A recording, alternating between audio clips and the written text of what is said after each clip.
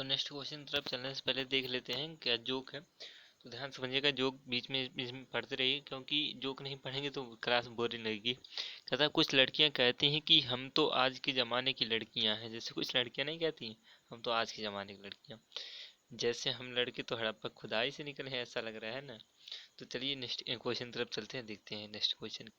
तो next question आपके सामने है। कहता उस आकाश गंगा का नाम क्या है जिसमें पृथ्वी एक ग्रह है। राइट आंसर आपको यहाँ से बताना है, जिसमें पृथ्वी एक ग्रह है उस आकाशगंगा का नाम क्या है। तो यहाँ से अगर आपने ऑप्शन बी चुना है दुग्ध मेखला, तो राइट आंसर हो जाएगा दुग्ध मेखला ऐसी आकाशगंगा है जिसमें हमारी पृथ्वी है, याद रखिएगा। क्वेश्चन नंबर 2 की बात करें, कहता ब्रह्मांड के अध्ययन को कहते हैं। तो यहाँ से अगर आपने ऑप्शन फर्स्ट चुना है कॉस्मोलॉजी, तो राइट आंसर है ब्रह्मांड के अध्ययन को क्या कहते हैं, कॉस्मोलॉजी कहा जाता है। ऑप्शन नंबर फर्स्ट इधर राइट आंसर हो जाएगा। नेक्स्ट क्वेश्चन पर चलते हैं, ध्यान देखिएगा सारे क्वेश्चन इंपॉर्टेंट, हर एक चैप्टर से आपको साइंस का क्वेश्चन मिल रहा है। कहता यहाँ से याद रखिएगा, यहाँ से भी क्वेश्चन एग्जाम में फंसते हैं। कहता सूर्य के प्रकाश को पृथ्वी तक पहुँचने में समय लगता है। तो यहाँ से अगर आपने ऑप्शन सी चुना 8.3 मिनट, तो राइट आंसर है 8.3 मिनट क्या है, सूर्य के प्रकाश को पृथ्वी तक पहुँचने में लगता है। क्वेश्चन पूछा गया जब का एग्जाम में। फोर्थ की बात करें, कहता है निम्न में से कौन सा कथन ग्रह के बारे में सही नहीं है। राइट आंसर आपको बताना है।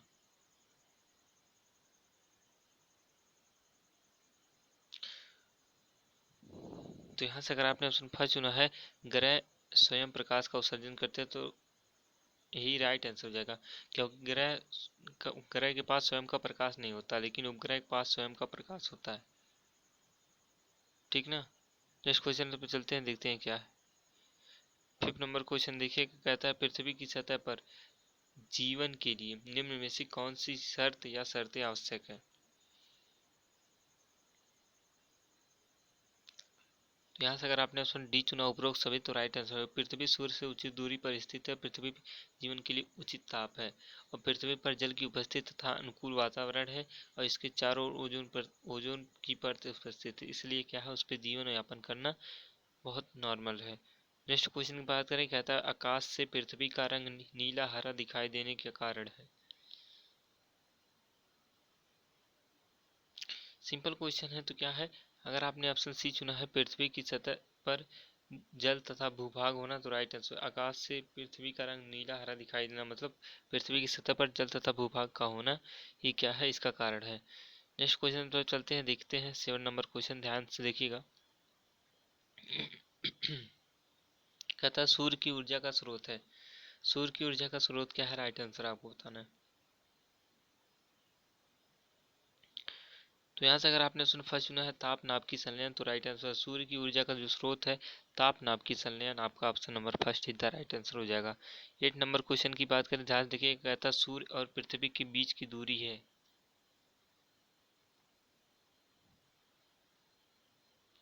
तो यहाँ से अगर आपने ऑप्शन बी चुना है 15.8 गुणे 10⁻⁶ प्रकाश वर्ष, तो राइट आंसर हो जाएगा पृथ्वी से सूर्य की दूरी है, मतलब सूर्य और पृथ्वी की दोनों के बीच जो बिटवीन दूरियां हैं वो 15.8 गुणे 10⁻⁶ याद रखिएगा प्रकाश वर्ष है, और दूरी का मात्रा प्रकाश वर्ष ये भी याद रखिएगा। नेक्स्ट क्वेश्चन कहता है, क्वेश्चन इंपॉर्टेंट, कहता है पार्थिव ग्रह है, कौन से ग्रह हैं जो पार्थिव हैं।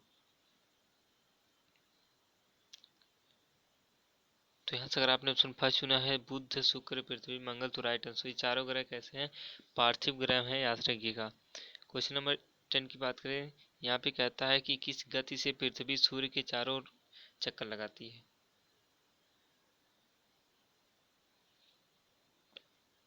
तो यहाँ से अगर आपने ऑप्शन बी चुना है 67,100 मील प्रति घंटा की चाल से, तो राइट आंसर है इतना किलोमीटर 67,100 मील प्रति घंटा की चाल से क्या है पृथ्वी जो है सूर्य के चक्कर चारों ओर चक्कर लगाती है। 11 की बात करें, ध्यान देखिए, कहता है कि चंद्रमा की सतह पर हम कोई ध्वनि नहीं सुन सकते क्योंकि। तो यहाँ से अगर आपने ऑप्शन बी चुना है वहाँ कोई भौतिक माध्यम नहीं है, तो राइट आंसर हो जाएगा, क्योंकि वहाँ कोई भौतिक माध्यम है ही नहीं, इसलिए क्या हम कि कोई ध्वनि सुन नहीं सकते। क्वेश्चन नंबर 12 की बात करें, ध्यान देखिएगा, कहता है चंद्रमा पर वातावरण वायुमंडल अनुपस्थित है क्योंकि, मतलब वहाँ पे वायुमंडल आपका उपस्थित नहीं है, नहीं पाया जाता है। क्यों? उसका कारण भी है। तो यहाँ से अगर आपने ऑप्शन फर्स्ट चुना है, चंद्रमा की सतह पर पलायन वेग का मान बहुत कम है इसलिए, तो राइट आंसर हो जाएगा। वहाँ का जो है 2.4 किलोमीटर प्रति घंटा है, प्रति सेकंड है, याद रखिएगा। ये वहाँ की पलायन वेग है। 13 की बात करें, ध्यान देखिएगा। कहता है हमारे सौरमंडल का अत्यधिक घनत्व वाला ग्रह है।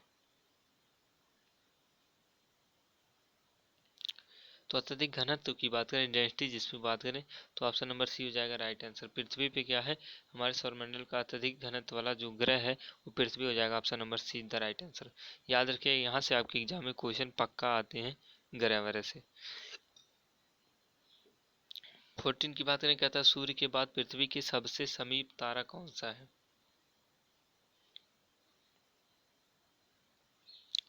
तो यहाँ से अगर आपने ऑप्शन बी चुना है, प्रोक्सिमा सेंचुरी, तो राइट आंसर। सूर्य के बाद जो पृथ्वी के सबसे समीप जो तारा है वो Proxima Centauri, option number be the right answer हो जाएगा। 15 की बात करें, कहता है चंद्रमा की सतह पर पलायन वेग का मान है। तो चंद्रमा की सतह पर हमने कहा पलायन वेग, तो यहाँ पे 2.5 दे रहा है, लेकिन 2.4 है। ऑप्शन नंबर क्या हो जाएगा, see see the right answer, 2.5 kilometre per second.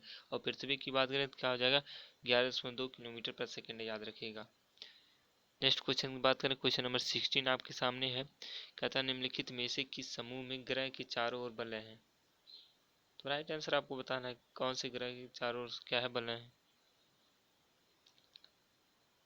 तो यहाँ से अगर आपने ऑप्शन डी चुना, शनि, बृहस्पति, अरुण, तो राइट आंसर हो जाए। शनि है, बृहस्पति है और अरुण, यही तीन क्या है जिनकी चारों ओर क्या है, बलय है, मतलब ये जो रिंग है, रिंग टाइप। 17 की बात करें, ध्यान से देखिएगा, सारे क्वेश्चन इंपॉर्टेंट है यहाँ से एग्जाम में।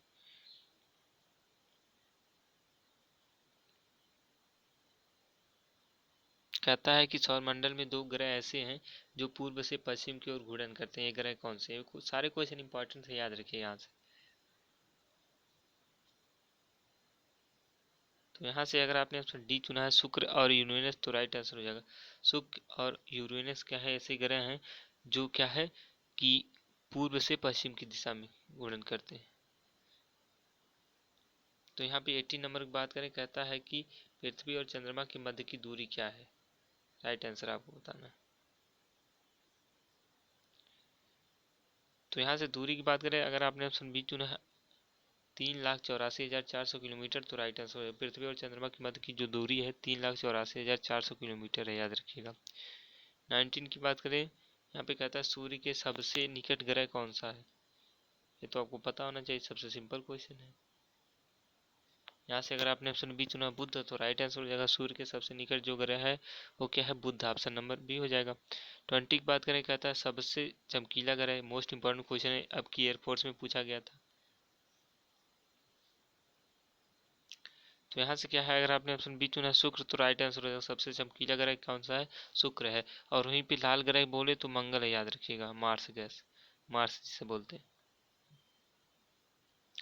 नेक्स्ट बात करें, कहता है कि पृथ्वी की परिधि लगभग कितनी है। यहाँ से राइट आंसर आपको बताना है। तो यहाँ से अगर आपने ऑप्शन सी चुना 25,000 किलोमीटर, तो राइट आंसर। पृथ्वी की जो परिधि है, याद रखिएगा, लगभग 25,000 किलोमीटर है। 22 की बात करें, ध्यान से देखिएगा। कहता है सभी तारे गति करते प्रतीत होते हैं लेकिन ध्रुव तारा नहीं, क्योंकि क्योंकि ऑप्शन नंबर बी अगर आपने चुना है, क्योंकि यह पृथ्वी के अक्ष के संपाती हैं, तो राइट आंसर है। पृथ्वी के अक्ष के संपाती हैं, इसलिए क्या सभी तारे गति करते हुए प्रतीत होते हैं लेकिन ध्रुव तारा नहीं। 23 की बात करें, कहता पृथ्वी पर मौसम परिवर्तन का कारण क्या है। राइट आंसर आपको बताना।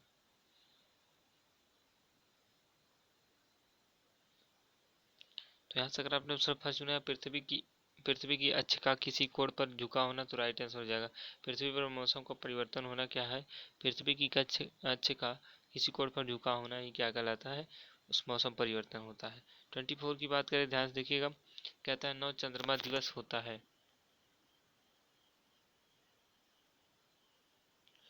तो यहाँ से अगर आपने ऑप्शन बी चुना है, जब चंद्रमा दिखाई नहीं देता, तो राइट आंसर हो जाएगा। 9 चंद्रमा दिवस जब होता है जब चंद्रमा दिखाई नहीं देता, option number be the right answer हो जाएगा। 25 की बात करें, ध्यान देखिए, कहता सूर्य के चारों ओर घूमते हुए ग्रहों के बीच कौन सा बल कार्य करता है। तो यहाँ से अगर आपने फर्स्ट चुना गुरुत्वीय बल, तो राइट आंसर हो जाएगा सूर्य के चारों ओर घूमते हुए ग्रहों के बीच जो बल कार्य करता है गुरुत्वीय बल हो जाएगा। Option number A the right answer हो जाएगा। 26 की बात करें, ध्यान देखिए, कहता क्षुद्र ग्रह सूर्य के चारों ओर किन ग्रहों के बीच चक्कर लगाते हैं।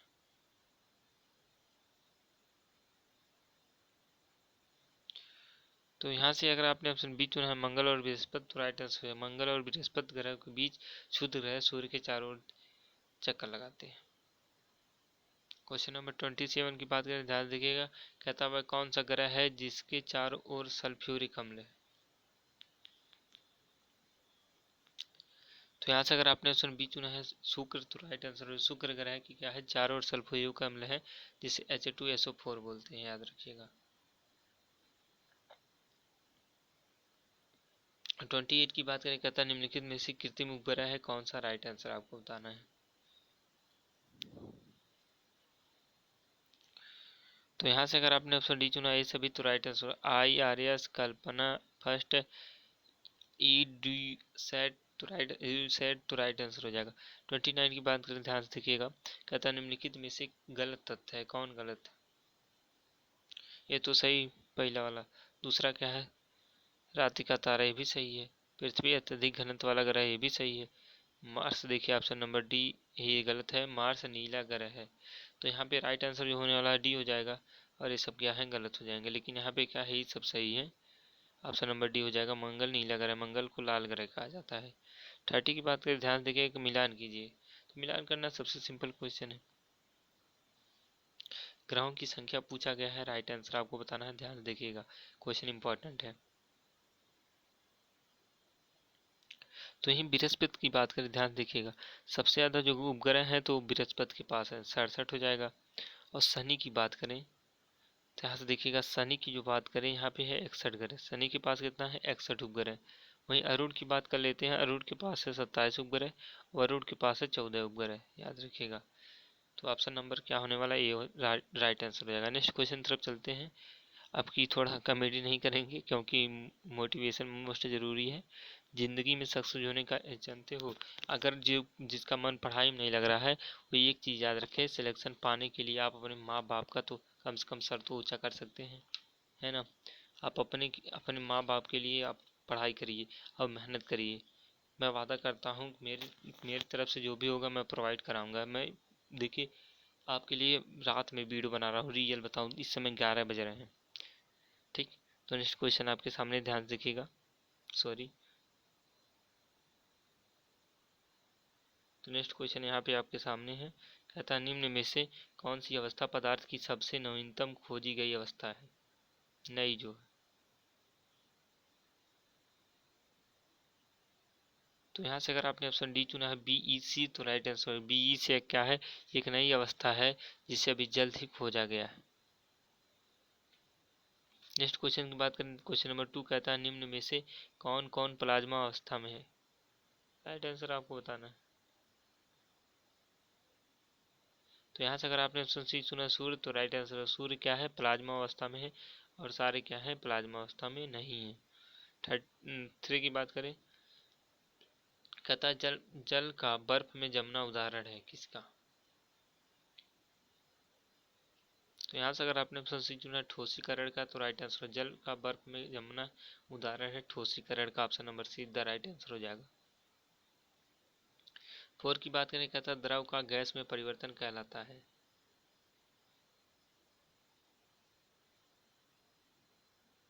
तो यहाँ से अगर आपने ऑप्शन सी चुना वाष्पीकरण, तो राइट आंसर द्रव का गैस में परिवर्तन कहलाता है वाष्पीकरण। 5 की बात करें, ध्यान देखिएगा, कहता अवस्था परिवर्तन के आधार पर विषम विकल्प को चुनिए। तो यहाँ से अगर आपने ऑप्शन बी चुना बर्फ, तो राइट आंसर अवस्था परिवर्तन के आधार पर विषम विकल्प जो है वो बर्फ हो जाएगा, आपका ऑप्शन नंबर बी। 6 की बात करें, कहता है घड़े में रखा जल शीतल रहता है, इसका कारण क्या है। तो यहाँ से अगर आपने ऑप्शन क्या है बी चुना है, सॉरी, अगर आपने ऑप्शन बी चुना, हाँ वाष्पीकरण, तो राइट आंसर। वाष्पीकरण क्या है? घड़े वाष्पीकरण के कारण घड़े में जो जल रहता है वो क्या है? शीतल होता है। 7 की बात करें, ध्यान देखिएगा। कहता है जब बर्फ पिघलती है तो,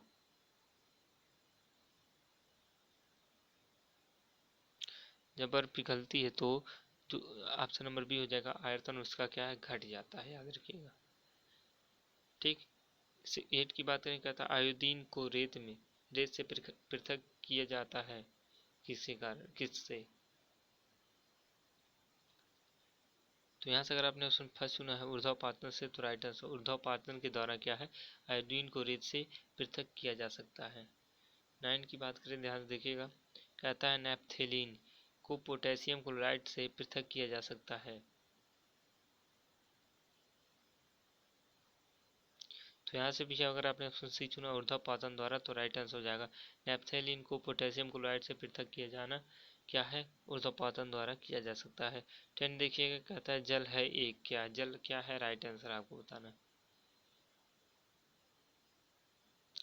तो यहाँ से अगर आपने ऑप्शन बी चुना यौगिक, तो राइट आंसर जल है क्या है? जल एक क्या है? यौगिक है। Option number be the right answer हो जाएगा। 11 की बात करें, कहता है एक यौगिक के बनने के लिए न्यूनतम कितने तत्वों की आवश्यकता होती है? राइट आंसर आपको बताना है।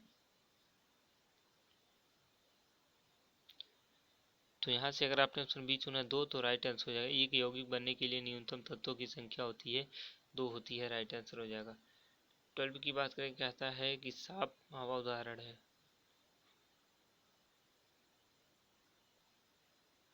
तो यहाँ से अगर आपने ऑप्शन सी चुना है समांगी मिश्रण का, तो राइट आंसर हो जाएगा। साफ हवा जो है समांगी मिश्रण का उदाहरण है। 13 की बात करें, कहता है वह चुनिए जो मिश्रण नहीं। तो यहाँ से अगर आपने ऑप्शन डी चुना आसुत जल, तो राइट आंसर। आसुत जल क्या है? मिश्रण नहीं है, बल्कि क्या है? वायु, एलपीजी, मैसोलिन क्या है आपके? गैसोलीन आपके मिश्रण है। 14 की बात करें, कहता है एलपीजी तब द्रवित पेट्रोलियम गैस है एक क्या? तो यहाँ से अगर आपने फर्स्ट चुना मिश्रण, तो राइट आंसर हो जाएगा। देखिए क्या है यहाँ पे? मिश्रण नहीं था, तो यहाँ पे मिश्रण है एलपीजी। 15 की बात करें, ध्यान देखिए, कहता है सही कथन का चयन कीजिए। तो यहाँ से अगर आपने ऑप्शन डी चुना है एक मिश्रण के गुणधर्म उसके घटकों के समान हो जाते हैं, तो राइट आंसर हो जाएगा। नेक्स्ट क्वेश्चन बात करें, क्वेश्चन नंबर 16 देखिएगा। कहता है जल में कैल्शियम कार्बोनेट का विलयन है। सारे क्वेश्चन इंपॉर्टेंट है, याद रखिएगा। तो यहाँ से अगर आपने ऑप्शन बी चुना बिस्मांगी मिश्रण, तो राइट आंसर। जल में कैल्शियम कार्बोनेट का जो विलयन है बिस्मांगी मिश्रण, ऑप्शन नंबर बी हो जाएगा राइट आंसर। 17 की बात करें, ध्यान देखिएगा। कहता है निम्नलिखित में से कौन सा एक मिश्रण नहीं है? तो यहाँ से अगर आपने ऑप्शन बी चुना है ग्रेफाइट, तो राइट आंसर है। ग्रेफाइट क्या है? एक मिश्रण नहीं है, बल्कि क्या है? अपर रूप है। 18 की बात करें, कहता है मिल्क ऑफ मैग्नीशियम है, मैग्नीशिया है एक। तो यहाँ से अगर आपने ऑप्शन फर्स्ट चुना है निलंबन, तो राइट आंसर हो जाएगा। मिल्क ऑफ मैग्नीशिया क्या है? एक निलंबन है, ऑप्शन नंबर ए हो जाएगा राइट आंसर। 19 की बात क्या कहता है बादल किसका कुलाडी प्रक्षेपण है? तो राइट आंसर आपको बताना है। तो यहाँ से अगर आपने सी चुना है वायु के प्रक्षेपण माध्यम में कुहासा, तो राइट आंसर। बादल जो है वायु के प्रक्षेपण माध्यम में कुहासा, ऑप्शन नंबर सी हो जाएगा राइट आंसर, कोलाइड है। 20 की बात करें, कहता है कोलाइड का एक उदाहरण है।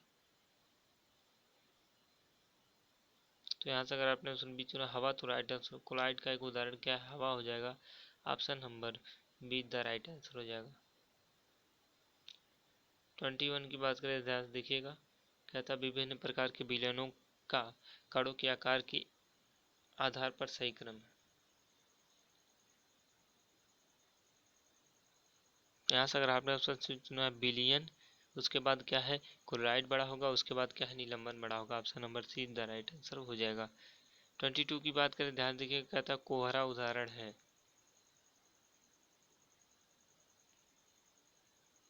तो यहाँ से अगर आपने ऑप्शन डी चुना है कोलाइड का, तो राइट आंसर। कोलाइड का उदाहरण क्या है? कोहरा जो है वो कोलाइड का उदाहरण है। 23 की बात करें, कहता है मक्खन किस प्रकार का कोलाइड है जिसे पुनः वर्गीकृत किया जा सकता है?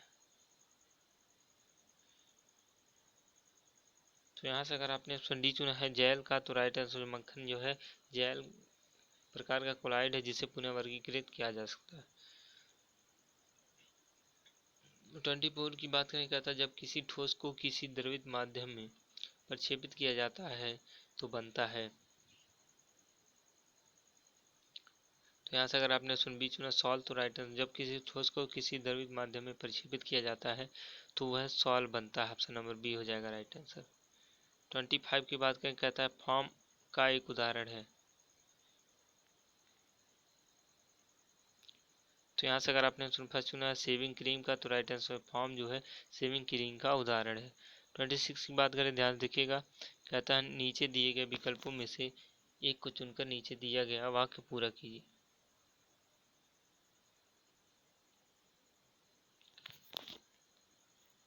तो यहाँ से अगर आपने ऑप्शन सी चुना है, क्या है पदार्थ जिसे घोला जाता है प्रक्षेपित प्रावस्था कहलाता है, और तथा जिसमें वह घुलता है उसे कहते हैं प्रक्षेपण माध्यम।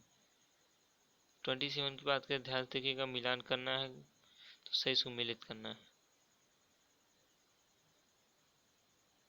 अब यहाँ पे देखते हैं सही सुमेलित क्या होने वाला है।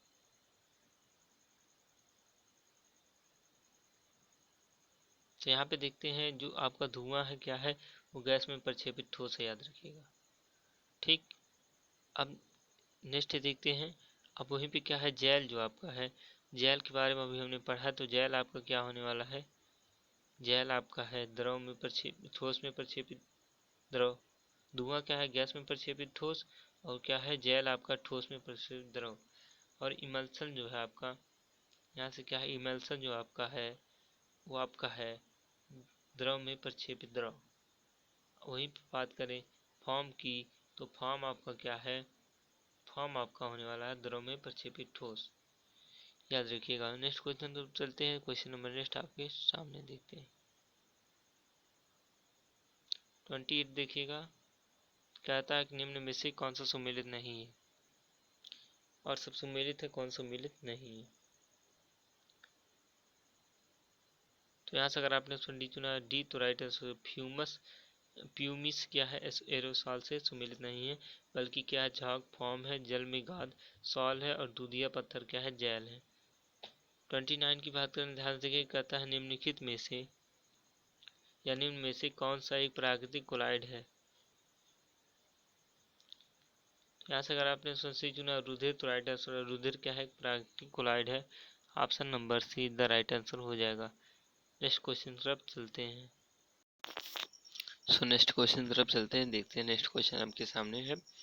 कहता पदार्थ का, याद रखिएगा ध्यान से, सारे क्वेश्चन इंपॉर्टेंट आपको पता ही है क्योंकि महामैराथन वीडियो यूट्यूब पर पहली बार आपको मिल रही ने भी एमआर की। कहता पदार्थ का परमाणु सिद्धांत किसने प्रतिपादित किया था, राइट आंसर आपको बताना है। तो यहाँ से अगर आपने ऑप्शन बी चुना है जॉन डाल्टन ने, तो राइट आंसर हो जाएगा पदार्थ का परमाणु सिद्धांत जो प्रतिपादित किया था जॉन डाल्टन ने। Option number be the right answer हो जाएगा। तो की बात करें, कहता है इलेक्ट्रॉन की खोज से किस सिद्धांत की मान्यता समाप्त हो गई, राइट आंसर आपको बताना है।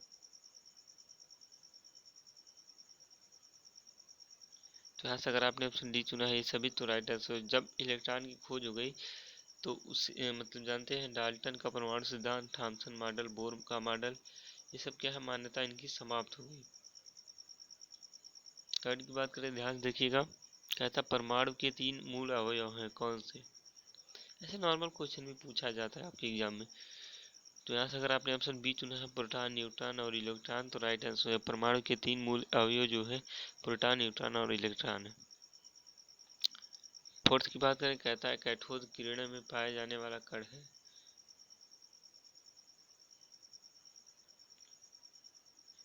तो यहाँ से अगर आपने फर्स्ट चुना है इलेक्ट्रॉन, तो राइट आंसर हो जाएगा कैथोड किरणों में पाया जाने वाला क्या है जो कण हो इलेक्ट्रॉन होता है। Option number first is the right answer हो जाएगा। 5 की बात करें, ध्यान से देखिएगा, कहता है मिलान कीजिए। ध्यान से देखिएगा, मिलान करना है। अब यहाँ पे हम मिलान करते हैं, तो यहाँ पे देखेंगे हम कि क्या है जो प्रोटॉन होता है वो प्रोटॉन की खोज किसने की थी, यहाँ पे गोल्डस्टीन ने की थी, याद रखिएगा।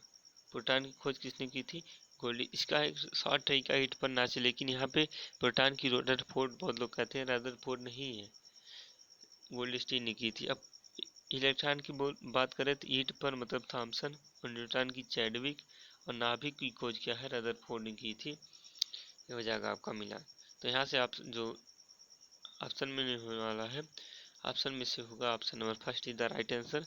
नेक्स्ट क्वेश्चन तरफ चलते हैं, ध्यान से देखिएगा। तथा निम्न में से किस पर ऋणावेश होगा?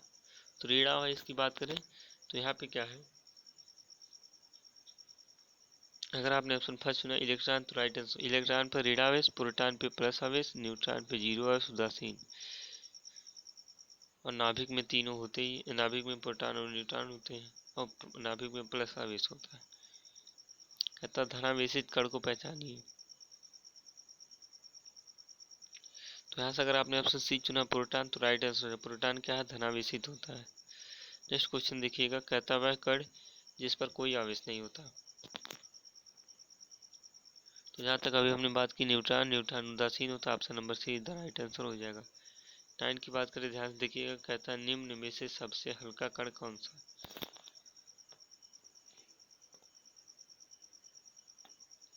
तो यहाँ से अगर आपने ऑप्शन बी चुना इलेक्ट्रॉन तो राइट आंसर, सबसे हल्का कण जो है इलेक्ट्रॉन होगा, याद रखिएगा। 10 की बात करें, ध्यान देखिएगा, कहता न्यूक्लियन का अर्थ है। तो यहाँ से अगर आपने ऑप्शन डी चुना नाभिक में पाए जाने वाले कण तो राइट आंसर हो जाएगा। न्यूक्लियन का अर्थ जो है नाभिक में पाए जाने वाले कण।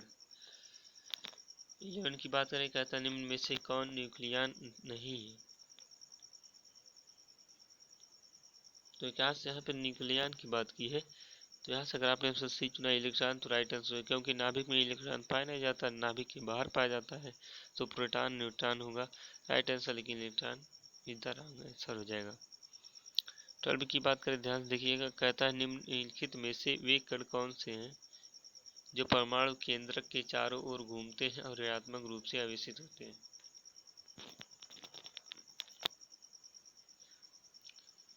तो यहाँ से क्या है, अगर आपने ऑप्शन फर्स्ट चुना इलेक्ट्रॉन तो राइट आंसर हो जाएगा। इलेक्ट्रॉन क्या है, परमाणु के केंद्र के चारों तरफ घूमते हैं, याद रखिएगा।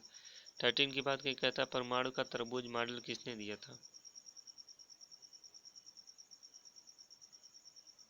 तो तरबूज मॉडल जो दिए था ऑप्शन नंबर फर्स्ट थॉमसन, याद रखिएगा। परमाणु का जो तरबूज मॉडल है थॉमसन ने दिया था। 14 की बात करें, कहता स्वर्ण पत्ती प्रयोग जिसका उद्देश्य परमाणु संरचना का पता लगाना था, किसके द्वारा किया गया था? तो यहाँ से अगर आपने ऑप्शन सी चुना रदरफोर्ड द्वारा तो राइट आंसर। स्वर्ण पत्ती प्रयोग जो है जिसका उद्देश्य परमाणु संरचना का पता लगाना था, वो रदरफोर्ड द्वारा किया गया था। 15 की बात करें, कहता रदरफोर्ड का प्रकीर्णन प्रयोग किसकी पुष्टि करता है?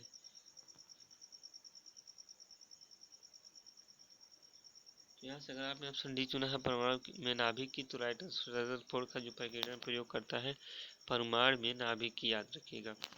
16 की बात करें, कहता है कक्षा तथा अथवा ऊर्जा स्तर ऐसे क्षेत्र हैं जहाँ पाए जाते हैं।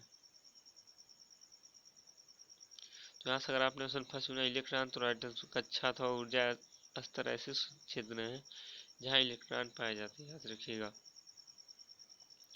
17 की बात करें, कहता है कार्बन की परमाणु संख्या 6 तथा इसके द्रव्यमान 12 है, तो इसके नाभिक में प्रोटॉन की संख्या।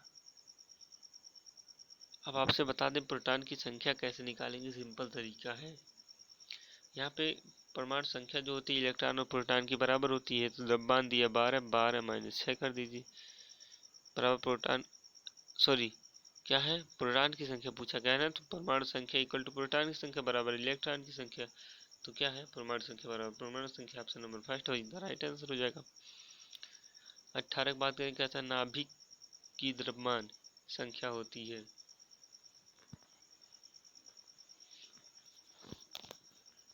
तो यहाँ से अगर आपने ऑप्शन डी चुना है कभी परमाणु संख्या के बराबर कभी परमाणु संख्या ज्यादा, तो राइट आंसर हो जाएगा। नाभिक की द्रव्यमान संख्या क्या है, परमाणु संख्या कभी बराबर हो जाती है, कभी उसके ज्यादा भी हो जाती है। 19 नंबर की बात करें, ध्यान से कहता है रेडियो सक्रियता की खोज किसने की थी?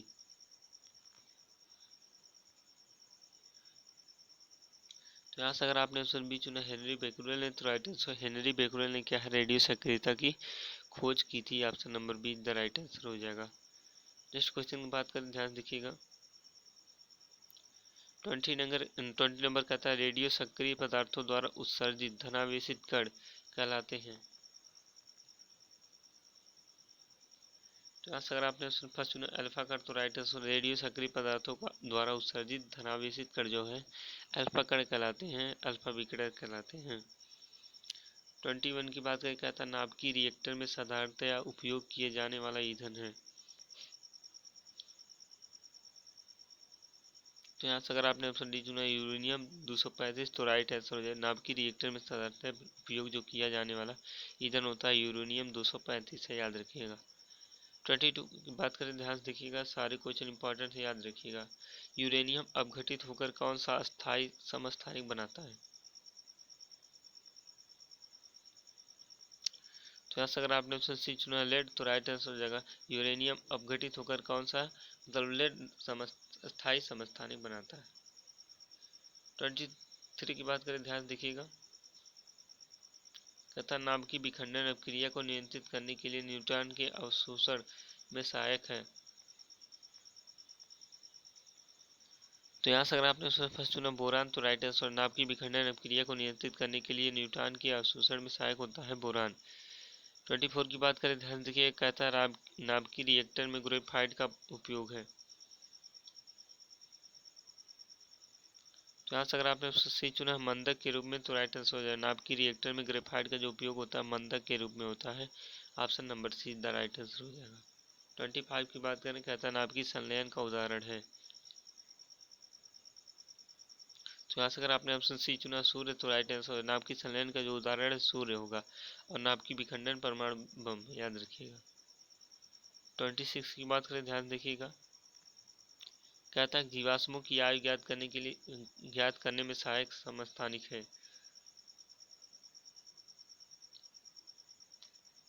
तो यहाँ से अगर आपने ऑप्शन सी चुना है कार्बन 14, तो राइट आंसर कार्बन 14 का प्रयोग करके जीवाश्मों की क्या है आयु ज्ञात करते हैं, उनकी उम्र पता करते हैं।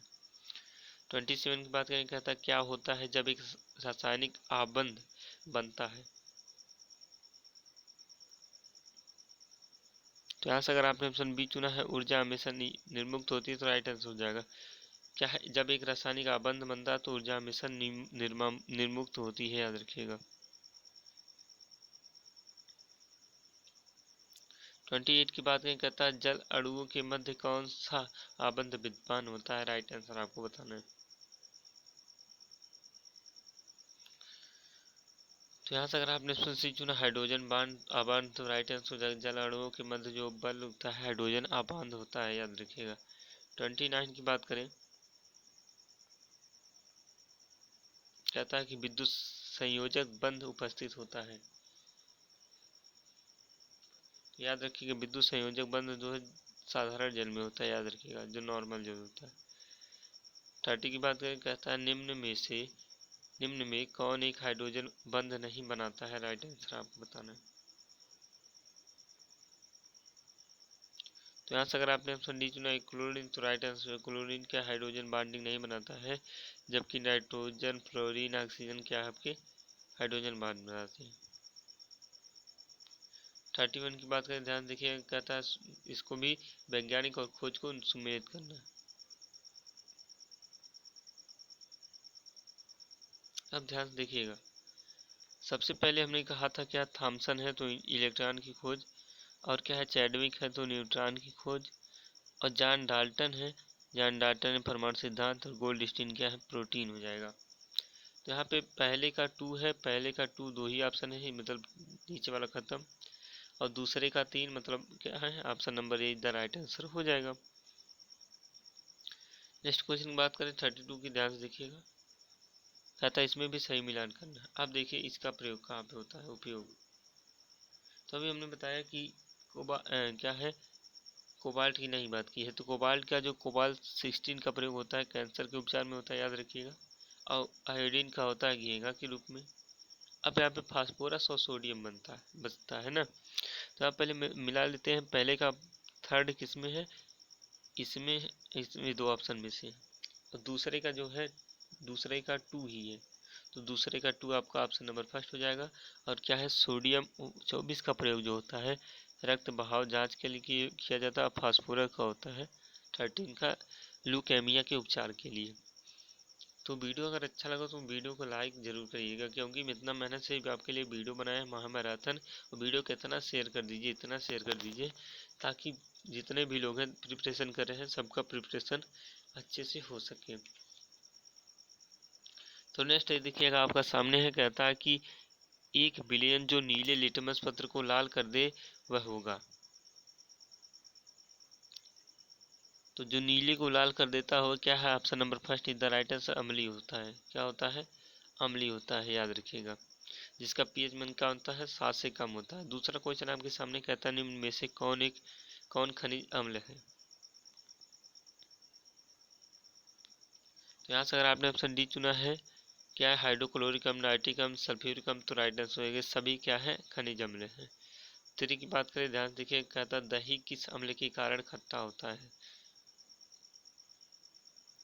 तो यहाँ से अगर आपने ऑप्शन बी चुना है, लैक्टिक अम्ल, तो राइट आंसर, दही जो है वो लैक्टिक अम्ल के कारण क्या है, खट्टी होती है। Option number be the right answer हो जाएगा। फोर की बात करें, कहता है साइट्रिक अम्ल मुक्त अवस्था में पाया जाता है। तो साइट्रिक की बात करें तो अगर आपने ऑप्शन डी चुना है नींबू में, तो राइट आंसर साइट्रिक अम्ल जो है नींबू में पाया जाता है। याद रखिएगा, यहाँ से भी आपके एग्जाम में क्वेश्चन बनते हैं। तो कहता है अमाशय रक्त में कौन सा अम्ल है, अमाशय में पूछा गया है। तो यहाँ से अगर आपने ऑप्शन सी चुना हाइड्रोक्लोरिक अम्ल, तो राइट आंसर हाइड्रोक्लोरिक अम्ल क्या है, आपके अमाशय में पाया जाता है। कहता है सिरके में पाया जाने वाला अम्ल। तो यहाँ से अगर आपने ऑप्शन फर्स्ट सुना एसिटिक अम्ल, तो राइट आंसर एसिटिक अम्ल क्या है, सिरके में पाया जाता है। सेवन की बात करें, कहता है चींटी के काटने पर होने वाली जलन का कारण। तो चींटी के काटने के लिए अगर आपने ऑप्शन डी चुना फार्मिक अम्ल, तो राइट आंसर चींटी के काटने पर होने वाली जो जलन होती है फार्मिक अम्ल के कारण होती है। एट की बात करें, ध्यान से देखिएगा, कहता है अचार व अन्य पदार्थों की परिरक्षित करने हेतु किस अम्ल का प्रयोग किया जाता है। राइट आंसर आपको बताना है। तो यहाँ से अगर आपने ऑप्शन डी चुना लैक्टिक अम्ल, तो राइट आंसर अचार व अन्य पदार्थों को परिरक्षित करने के लिए क्या है, लैक्टिक अम्ल का प्रयोग करते हैं। याद रखिएगा। सॉरी, अभी हमने कहा था एसिटिक अम्ल, तो एसिटिक अम्ल होगा। अचार में सिरका में एसिटिक अम्ल होता है। Very very sorry. नाइन की बात करें, ध्यान से देखिएगा, ये भी कूट आपको मिलाना है। तो अब आपके सामने है, ध्यान से देखिएगा। पहले हमने कहा था सिट्रिक अम्ल मतलब साइट्रिक अम्ल। साइट्रिक अम्ल का प्रयोग जो होता है नींबू में होता है, लैक्टिक का होता है दूध में, है ना, दही के लिए। और ऑक्जेलिक का होता है सेब में। और मैलिक का अम्ल सॉरी क्या है, रुक जाइए, पहले का क्या होता है आपका, सिट्रिक अम्ल का नींबू होता है, आपको पता होना चाहिए, है ना। और क्या है, और यहाँ पे है मैलिक अम्ल की बात करें, तो मैलिक अम्ल का आपका होता है कच्चा सेब, याद रखिएगा। ठीक। और लैक्टिक की बात करें तो आपका दूध होगा। ऑक्जेलिक की बात करें तो पालक होगा। आपका option number first is the right answer हो जाएगा। 10 की बात करें, ध्यान से देखिएगा, क्या था, अगर किसी लिटमस पत्र पर क्षारीय विलयन की 2-3 बूंदें गिराई जाए तो इस पत्र का रंग हो जाएगा। याद रखिएगा, किसी पत्र पर अगर 2-3 विलयन क्या है, क्षारीय मतलब लिटमस में क्षारीय विलयन मिलाया जाता है, तो उस पत्र का रंग होता है, तो उसका क्या हो जाएगा, नीला हो जाएगा। याद रखिएगा, लाल होगा। तो यहाँ पे देखिएगा, साबुन उद्योग में उपयोगी क्षारक होते हैं, तो उपयोगी क्षारक आपको पता होना चाहिए। दो ही हैं, KOH, NOH, मतलब आपके क्या है, पोटेशियम हाइड्रोक्साइड और क्या है, और यह है सोडियम ऑक्साइड हाइड्रोक्साइड। तो यहाँ पे सोडियम ऑक्साइड, आप सोडियम हाइड्रोक्साइड आपका सी दिख रहा है, तो ऑप्शन नंबर सी इधर राइट आंसर हो जाएगा। 12 की बात करें, कहता है कि अमाशय में अति अम्लीय के उपचार हेतु प्रयुक्त क्षार है। तो यहाँ से क्या है, अगर आपने ऑप्शन बी चुना है मैग्नीशियम हाइड्रोक्साइड, राइट आंसर अमाशय में अति अम्लीय उपचार हेतु क्या है, प्रयुक्त क्षार जो होता है मैग्नीशियम हाइड्रोक्साइड होता है। 13 की बात करें, कहता है मेथिल ऑरेंज को प्रबल अम्लीय विलयन में मिलाने पर प्राप्त होगा। तो क्या है, मिथिल ऑरेंज को प्रबल अम्लीय विलयन में मिलाने पर लाल रंग प्राप्त होता है। Option number C the right answer हो जाएगा। 14 की बात करें, कहता है निम्न में कौन अम्ल क्षार सूचक का कार्य नहीं करता है। तो यहाँ से लहसुन का, अगर आपने ऑप्शन बी चुना है लहसुन, तो राइट आंसर हो जाएगा। लहसुन क्या है, अम्ल क्षार सूचक का कार्य नहीं करता, बल्कि सारे क्या है, इसका कार्य करते हैं। कहता पीएच मान सूचक है किसका। तो यहाँ से अगर आपने ऑप्शन फर्स्ट सुना अम्लीयता का, तो राइट आंसर पीएच मान सूचक जो है अम्लीयता का हो जाएगा। Option number first is the right answer हो जाएगा। 16 की बात करें, कहता शुद्ध अशुद्ध जल का पीएच मान क्या होता है। तो बहुत से लोग इसको ऑप्शन नंबर फर्स्ट मान है तो गलत हो जाएगा। ऑप्शन नंबर क्या है, 7 होता है, उदासीन होता है। जल का मान क्या होता है, उदासीन। आपका option number 7 is the right answer हो जाएगा। यदि कहता है यदि किसी विलयन का पीएच मान 7 है तो इसका अर्थ है, तो इसका अर्थ आपको अभी ऊपर पढ़े उदासीन हो जाएगा। ऑप्शन नंबर सी। 18 की बात करें, ध्यान से देखिएगा। कहता अम्लीय विलयन में पीएच का अनुमाप कितना होता है।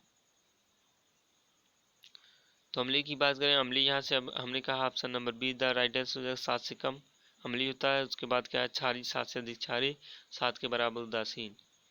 ठीक। अब कहता है 19 कहता है निम्न में से किसका पीएच मान सर्वाधिक होगा। तो जो क्षारीय होगा। क्षारीय कौन सा होगा आपको बताना है। तो चूने के जल याद रखिएगा, ऑप्शन नंबर डी चूने के जल का पीएच मान सर्वाधिक होगा। 20 की बात करें, कहता मानव रक्त के पीएच मान क्या होगा। तो मानव रक्त की बात करें तो अगर आपने ऑप्शन सी चुना है 7 से 8, तो राइट आंसर 7.4 इक्वल होता है, याद रखिएगा। नेक्स्ट की बात करें क्वेश्चन नंबर 21 की, कहता ताजे दूध का पीएच मान 6 है, जब यह खट्टा होता है तो पीएच मान क्या होता है।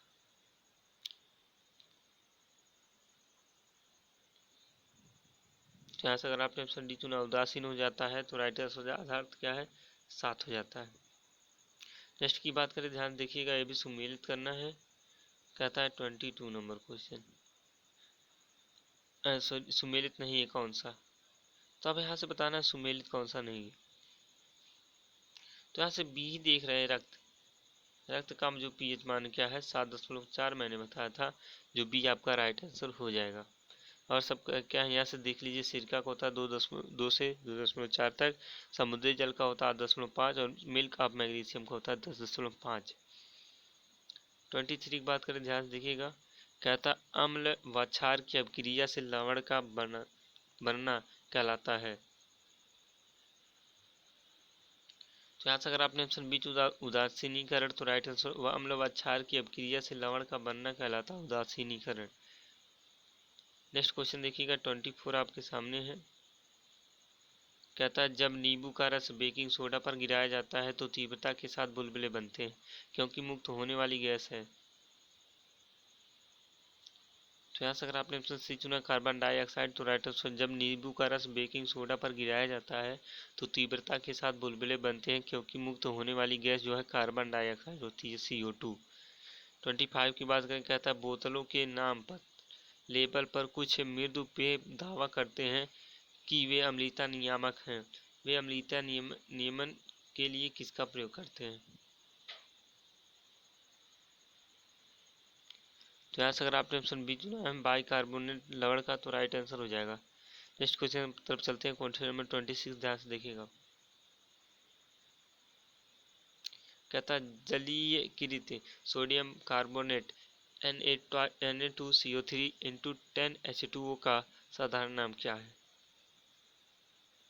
याद रखिएगा 10H2O मतलब ज़्यादा जल लग रहा है, और ज़्यादा जल रहा है इसे सोडियम कार्बोनेट कहते हैं, मतलब धोने का सोडा या धावन सोडा। आपका ऑप्शन नंबर सी होने वाला राइट आंसर। नेक्स्ट क्वेश्चन की बात करें, 27 कहता है जल के बीज संक्रमण के लिए सबसे प्रयुक्त है। तो बीज संक्रमण के लिए अगर आपने ऑप्शन बी चुना है विरंजक चूर्ण, तो राइट आंसर जल के बीज संक्रमण के लिए प्रयुक्त जो होता है विरंजक चूर्ण होता है, विरंजक चूर्ण। 28 की बात करें, कहता प्लास्टर ऑफ पेरिस का उपयोग नहीं होता है किसके लिए। तो यहाँ से अगर आपने ऑप्शन डी चुना बारूद बनाने में, तो राइट आंसर है मूर्ति बनाने में, टूटी हड्डी के प्लास्टर में, भवन निर्माण में क्या है, प्लास्टर ऑफ पेरिस का प्रयोग होता है। नेक्स्ट आपका क्या है, मिलान करना, ध्यान से देखिएगा। अब यहाँ पे क्या है, अब आपसे कुछ पीएच मान भी दिए हैं, कुछ वो भी दिए हैं सूत्र। तो चूना का क्या होता है, चूना के याद रखिए ऑप्शन नंबर फर्स्ट CaO हो जाएगा। टार्टिक अम्ल क्या है आपकी, अब यहाँ पे देखेंगे, ध्यान समझिएगा। यहाँ पे आपका क्या है, मिलान अच्छे से करेंगे तो मिलान जो आपका होने वाला है A first is the right answer को, तब क्या है पहले का दूसरा, टार्टिक अम्ल मतलब इमली अभी हमने बताया, और दूसरे का फर्स्ट चूना हो जाएगा, एंड सी का हो जाएगा फोर्थ, 4.8, आशोक 7.4। तो नेक्स्ट क्वेश्चन तरफ चलते हैं। तो देखिएगा नेक्स्ट क्वेश्चन आपके सामने है, कहता है निम्न में से कौन धातु है, राइट आंसर आपको बताना है धातु कौन है। तो यहाँ से अगर आपने सी चुना कैल्शियम, तो राइट आंसर हो जाएगा कैल्शियम क्या है आपकी धातु है, और क्या फास्फोरस ब्रोमीन कार्बन आपके क्या है अधातु है, याद रखिएगा। अब यहाँ पे नेक्स्ट की बात करें, कहता है धातुएं विद्युत की सुचालक होती हैं क्योंकि, तो यहाँ से अगर आपने फर्स्ट चुना उनमें मुक्त इलेक्ट्रॉन होते हैं, तो राइट आंसर धातुएं क्या विद्युत की सुचालक होती है क्योंकि उनमें क्या है मुक्त इलेक्ट्रॉन पाए जाते हैं। 3 की बात करें, कहता है ऐसे तत्व को पहचानिए जिनके गुण धातु व अधातु के मध्यवर्ती होते हैं, मतलब बीचों बीच। तो यहाँ से अगर आपने सी चुना है सिलिकॉन, तो राइट आंसर हो जाएगा सिलिकॉन क्या है ऐसा तत्व है जिसका धातु अधातु मध्य के बीचों बीच होता है। 4 की बात करें, ध्यान से देखिए, कहता है निम्न में से किस धातु का गलनांक सबसे कम होगा। तो गलनांक की बात करें तो अगर आपने उसका सी चुना है पारा का, तो राइट आंसर पारा का गलनांक जो है सबसे कम होता है, याद रखिएगा। याद रखिएगा नेक्स्ट क्वेश्चन कहता है मरकरी है, मरकरी ये क्या है। तो यहाँ से क्या है मरकरी की बात करें, ध्यान से समझिएगा। तो यहाँ पे अगर आपने ऑप्शन बी चुना द्रवित धातु, तो राइट आंसर द्रवी क्या है धातु है, यही एक क्या अपवाद है जिसे Hg पारा कहा जाता है। 6 की बात करें, कहता है निम्न में से, जो क्वेश्चन है निम्न में से कौन एक अकरी गैस है, तो राइट आंसर आपको बताना है। तो यहाँ से क्या अकरी गैस की बात करें, तो अगर आपने ऑप्शन डी चुना हीलियम, तो राइट आंसर हीलियम क्या है अकरी गैस है, बल्कि क्या है सबसे अकरी गैस है। 7 की बात करें, कहता है एक अधातु जो विद्युत का सुचालक होता हुआ है। तो यहाँ से अगर आपने ऑप्शन डी चुना है ग्रेफाइट, तो राइट आंसर हो जाएगा वही एक ऐसा धातु है जो विद्युत का सुचालक होता है, ये क्या है ग्रेफाइट होता है, कार्बन का अपर रूप। 8 की बात करें, कहता है निम्न में से किसका उपयोग माचिस उद्योग में होता है।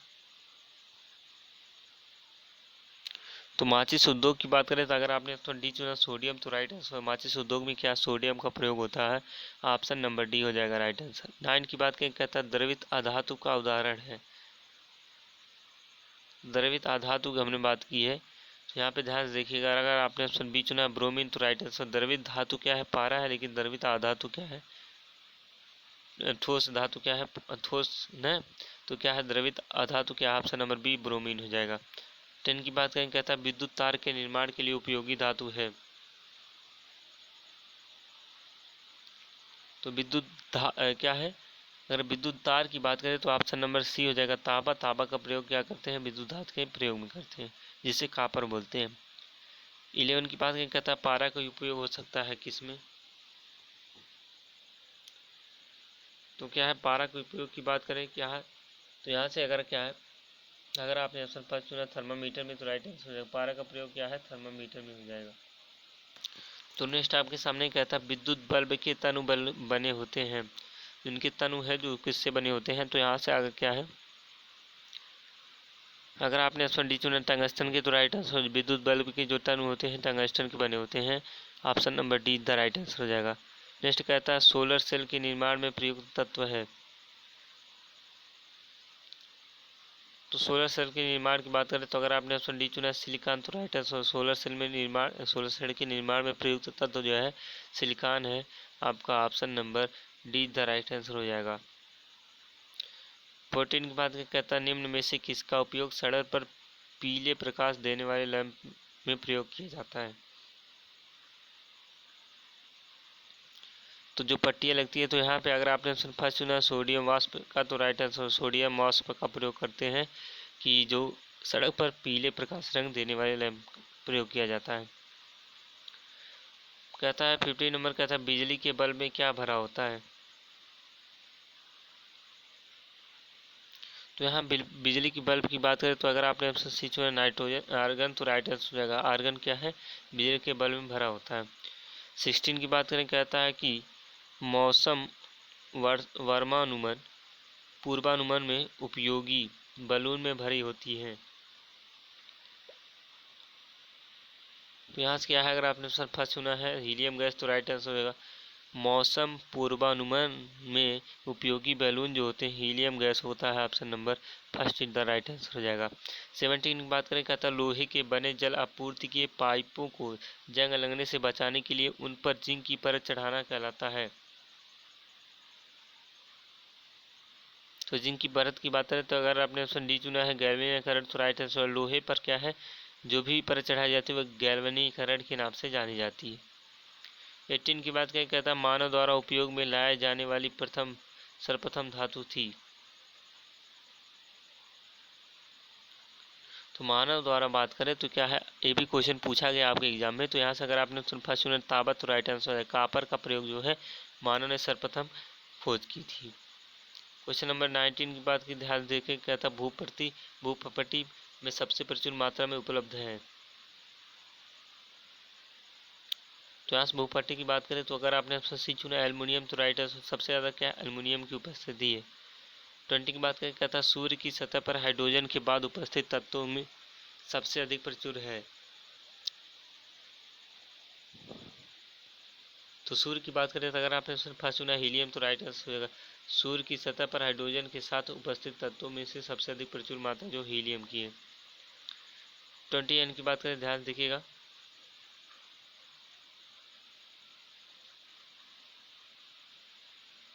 तो 21 आपके सामने है, कहता लोहे का निष्कर्षण हो सकता है। तो यहाँ से अगर आपने ऑप्शन बी चुना है हेमेटाइट से, तो राइट आंसर जो लोहे का निष्कर्षण जो होता है हेमेटाइट से होता है। 22 की बात करें, ध्यान देखिए, कहता निम्न में से कौन सा लौह अयस्क है। तो यहाँ से क्या है, अगर आपने ऑप्शन बी चुना है मैग्नेटाइट, तो राइट आंसर मैग्नेटाइट क्या आपका लौह अयस्क है। Option number be the right answer हो जाएगा। 23 की बात करें, कहता लोहे का शुद्धतम रूप कौन सा है। तो लोहे का शुद्धतम रूप की बात करें तो यहाँ से अगर आपने ऑप्शन डी चुना पीटवा लोहा, तो राइट आंसर लोहे का शुद्धतम रूप जो है पीटवा लोहा होता है। और एल्युमिनियम की बात करें, कहता है एल्युमिनियम का अयस्क है। तो यहाँ से अगर आपने ऑप्शन बी चुना है बॉक्साइट, तो राइट आंसर हो जाएगा एल्युमिनियम का जो अयस्क है बॉक्साइट होता है। नेक्स्ट कहता है 25, कहता है मोनोजाइट रेत से निष्कर्षित होता है। तो यहाँ से अगर आपने ऑप्शन सी चुना थोरियम, तो राइट आंसर हो जाएगा मोनोजाइट रेत से जो निष्कर्षित होता है वो थोरियम होता है। Option number C the right answer हो जाएगा। 26 की बात करें, कहता है पीतल किससे बनता है, राइट आंसर आपको बताना है। मिश्र धातु से भी क्वेश्चन पूछा जाता है आपके एग्जाम में। तो यहाँ से अगर आपने ऑप्शन सी चुना टाबा और जिंक से, तो राइट आंसर पीतल का जो प्रयोग करते हैं कापर और जिंक से करते हैं। नेक्स्ट क्वेश्चन देखिएगा, 27 नंबर क्वेश्चन आपके सामने है, क्या था स्टेनलेस स्टील मिश्र धातु है किसका। तो स्टेनलेस स्टील की बात करें तो अगर आपने ऑप्शन बी चुना है क्रोमियम कार्बन व लोहे का, तो राइट आंसर हो जाएगा। नेक्स्ट क्वेश्चन तरफ चलते हैं, ध्यान से देखिएगा।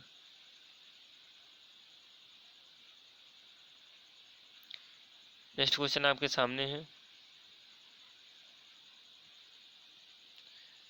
कहता है कि स्टेनलेस स्टील में कौन सी धातु नहीं होती है, राइट आंसर आपको बताना है। तो यहाँ से अगर आपने ऑप्शन बी चुना टंगस्टन, तो राइट आंसर स्टेनलेस स्टील में जो है टंगस्टन नहीं होती, बल्कि सारी धातु तीनों क्या है आपकी उपस्थित होती हैं। 29 की बात करें, कहता जर्मन सिल्वर नामक मिश्र धातु में कौन सी धातु नहीं होती। तो यहाँ से अगर आपने ऑप्शन डी चुना है चांदी, तो राइट आंसर चांदी ही नहीं होती जर्मन सिल्वर में, और क्या है सारी धातुएं होती हैं, याद रखिएगा निकिल जिंक तांबा। 30 की बात करें तो यहाँ से कहता है कि विद्युत फ्यूज तार किन धातु की मिश्र धातु है, तो राइट आंसर आपको बताना है। तो यहाँ से अगर आपने फर्स्ट चुना टिन व शीशा का, तो राइट आंसर फ्यूज का तार जो है, विद्युत फ्यूज तार जो है वो टिन व शीशा से मिश्र धातु होती है। 31 की बात करें, कहता है बिजली की इस्त्री को गर्म करने के लिए किस धातु का प्रयोग किया जाता है। तो यहाँ से अगर आपने सी चुना नाइक्रोम, तो राइट आंसर मतलब विद्युत के प्रेस जो है कपड़े करने वाला, उसमें क्या है नाइक्रोम का प्रयोग किया जाता है जो गर्म करता है। 32 की बात करें, कहता है वायुयान के कल पुर्जों के निर्माण के लिए उपयुक्त मिश्र धातु है। तो वायुयान की बात करें तो अगर आपने डी चुना है डूरेलेमिन, तो राइट आंसर डूरेलेमिन क्या है जो प्रयोग किया जाता है वायुयान के कल पुर्जे के निर्माण में। 33 की बात करें, कहता है खाने के सोडे का रासायनिक नाम है।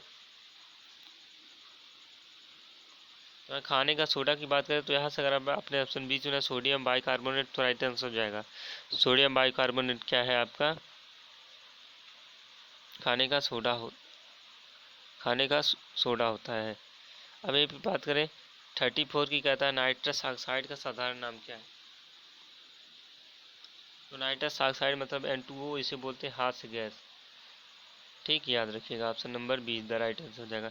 35 की बात करें, कहता है सिंदूर रासायनिक रूप से सल्फाइड है सिंदूर। तो सिंदूर की बात करें तो अगर आपने सी चुना है पारा का, तो राइट आंसर सिंदूर रासायनिक रूप से सल्फाइड है पारा का। देखिएगा मिलान करना आपको यहाँ से राइट आंसर आपको बताना है। देखिए मिश्र धातु है कुछ, जैसा कि अभी हमने पढ़ा मोनाजाइट क्या है थोरियम है ना। और पीतल में हमने पढ़ा था क्या है कापर एंड जिंक है। और कांसा की बात करें तो कांसा भी क्या है कापर और टिन हो जाएगा, सीने बार आपका मरकरी हो जाएगा। तो मतलब यहाँ से ऑप्शन जो मिलने वाला है वो क्या मिलने वाला है,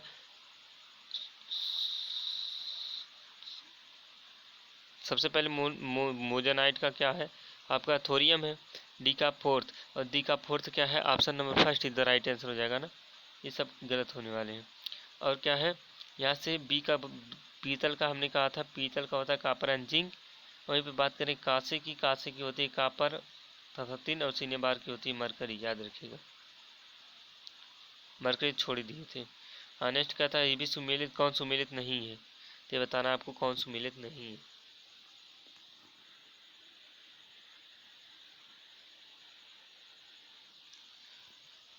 तो यहाँ से क्या है अगर आपने ऑप्शन सी चुना है जर्मन सिल्वर कार्बन जी, तो राइट आंसर जर्मन सिल्वर नहीं होते और सब होते हैं। तो चाक का सोडियम कार्बोनेट होता है, चिली सल्फाइड का होता है सोडियम नाइट्रेट होता है, और जिंक का होता है कैलेमाइन। नेक्स्ट क्वेश्चन की बात करें, ध्यान देखिएगा नेक्स्ट चैप्टर का क्वेश्चन है। हमने कहा था सारे चैप्टर आपकी किताब से उठा लिए गए हैं। अब नेक्स्ट कहता हुआ तत्व जो सजीवों की क्या है, जो सजीवों की आणविक संरचना के लिए सबसे महत्वपूर्ण वह है।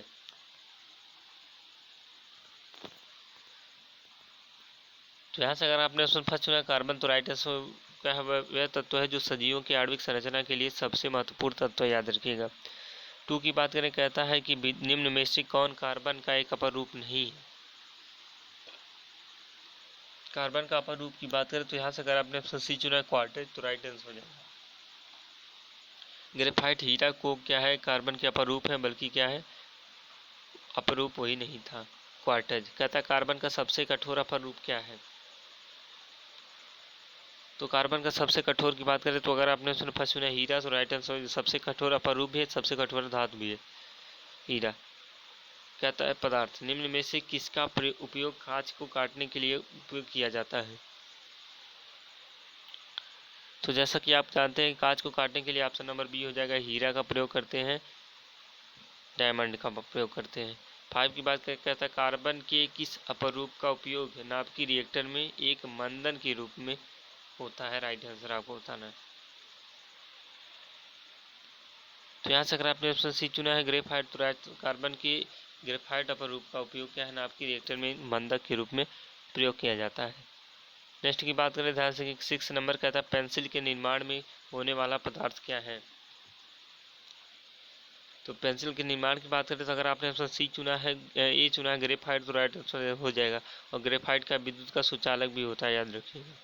कहता है निम्न में से किसमें कार्बन का प्रतिशत शून्य होता है।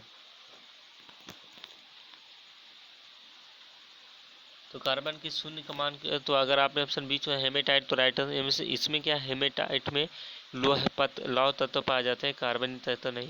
नेक्स्ट कहता है यौगिकों का सबसे बड़ा वर्ग है। हाँ, अगर आपको बाहरी नॉइज आ रही है तो बारिश हो रही है हमारे यहाँ पे, इसलिए क्या है फिर भी आपको लिए वीडियो शूट कर रहे हैं। तो यहाँ से अगर आपने ऑप्शन डी चुना है कार्बनिक यौगिक तो राइट आंसर। यौगिक का सबसे बड़ा वर्ग जो है कार्बनिक यौगिक हो जाएगा, ऑप्शन नंबर डी हो जाएगा राइट आंसर। नेक्स्ट कहता है हाइड्रोकार्बन का निर्माण होता है।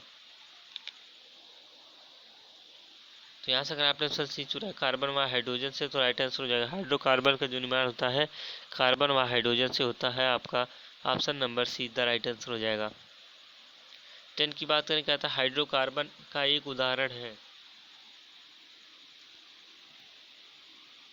तो यहाँ से अगर आपने ऑप्शन बी चुना मेथेन तो राइट आंसर हो जाएगा। कार्बो क्या है, हाइड्रोकार्बन का जो कोई एक उदाहरण मेथेन हो जाएगा, option number be the right answer. मैं 11 नंबर की बात करें, कहता है अग्निशमन के लिए किस गैस का प्रयोग होता है। तो अग्निशमन की बात करें तो अगर आपने ऑप्शन फर्स्ट चुना कार्बन डाइऑक्साइड तो राइट आंसर हो जाएगा। आग बुझाने के लिए कार्बन डाइऑक्साइड का प्रयोग करते हैं। 12 की बात करें, कहता है शुष्क बर्फ क्या है, राइट आंसर आपको बताना है। तो शुष्क बर्फ की बात करें तो अगर आपने ऑप्शन नंबर ई चुना है ठोस कार्बन डाइऑक्साइड तो राइट आंसर हो जाएगा। ठोस CO2 क्या है होता है, शुष्क बर्फ होता है। 13 की बात करें, ध्यान देखिएगा, क्वेश्चन कहता है कि निम्न में से कौन सी गैस भूमंडलीय ऊष्मीयकरण का कारण है। तो यहाँ से अगर आपने ऑप्शन बी चुना है कार्बन डाइऑक्साइड तो राइट आंसर हो जाएगा।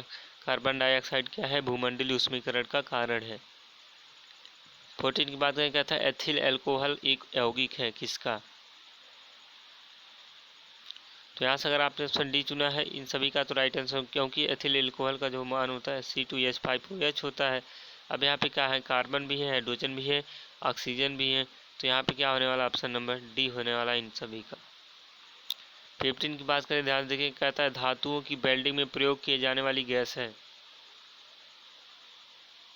तो यहाँ से अगर आपने ऑप्शन सी चुना है एसिटिलीन तो राइट आंसर। धातुओं की वेल्डिंग में प्रयोग किए जाने वाली जो गैस होती है एसिटिलीन होती है, आपका ऑप्शन नंबर सी हो जाएगा राइट आंसर।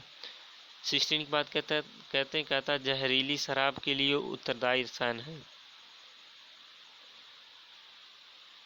तो जहरीली शराब की बात करें, जैसा कि आप जानते हैं अल्कोहल होता है शराब का, तो मेथिल अल्कोहल हो जाएगा, option number first is the right answer. 17 की बात कहता है बैकेलाइट प्लास्टिक के साथ ही विस्फोटक निर्माण में प्रयोग किए जाने वाला यौगिक है कौन सा। तो यहाँ से अगर आपने ऑप्शन सी चुना है फिनाल तो राइट आंसर हो जाएगा। बैकेलाइट प्लास्टिक के साथ ही विस्फोटक निर्माण में प्रयोग किए जाने वाला जो यौगिक है फिनाल होगा, option number C the right answer. 18 की बात कहता है पौधे में पाया जाने वाला गैसीय हार्मोन जो फलों को पकाने के लिए उत्तरदायी है।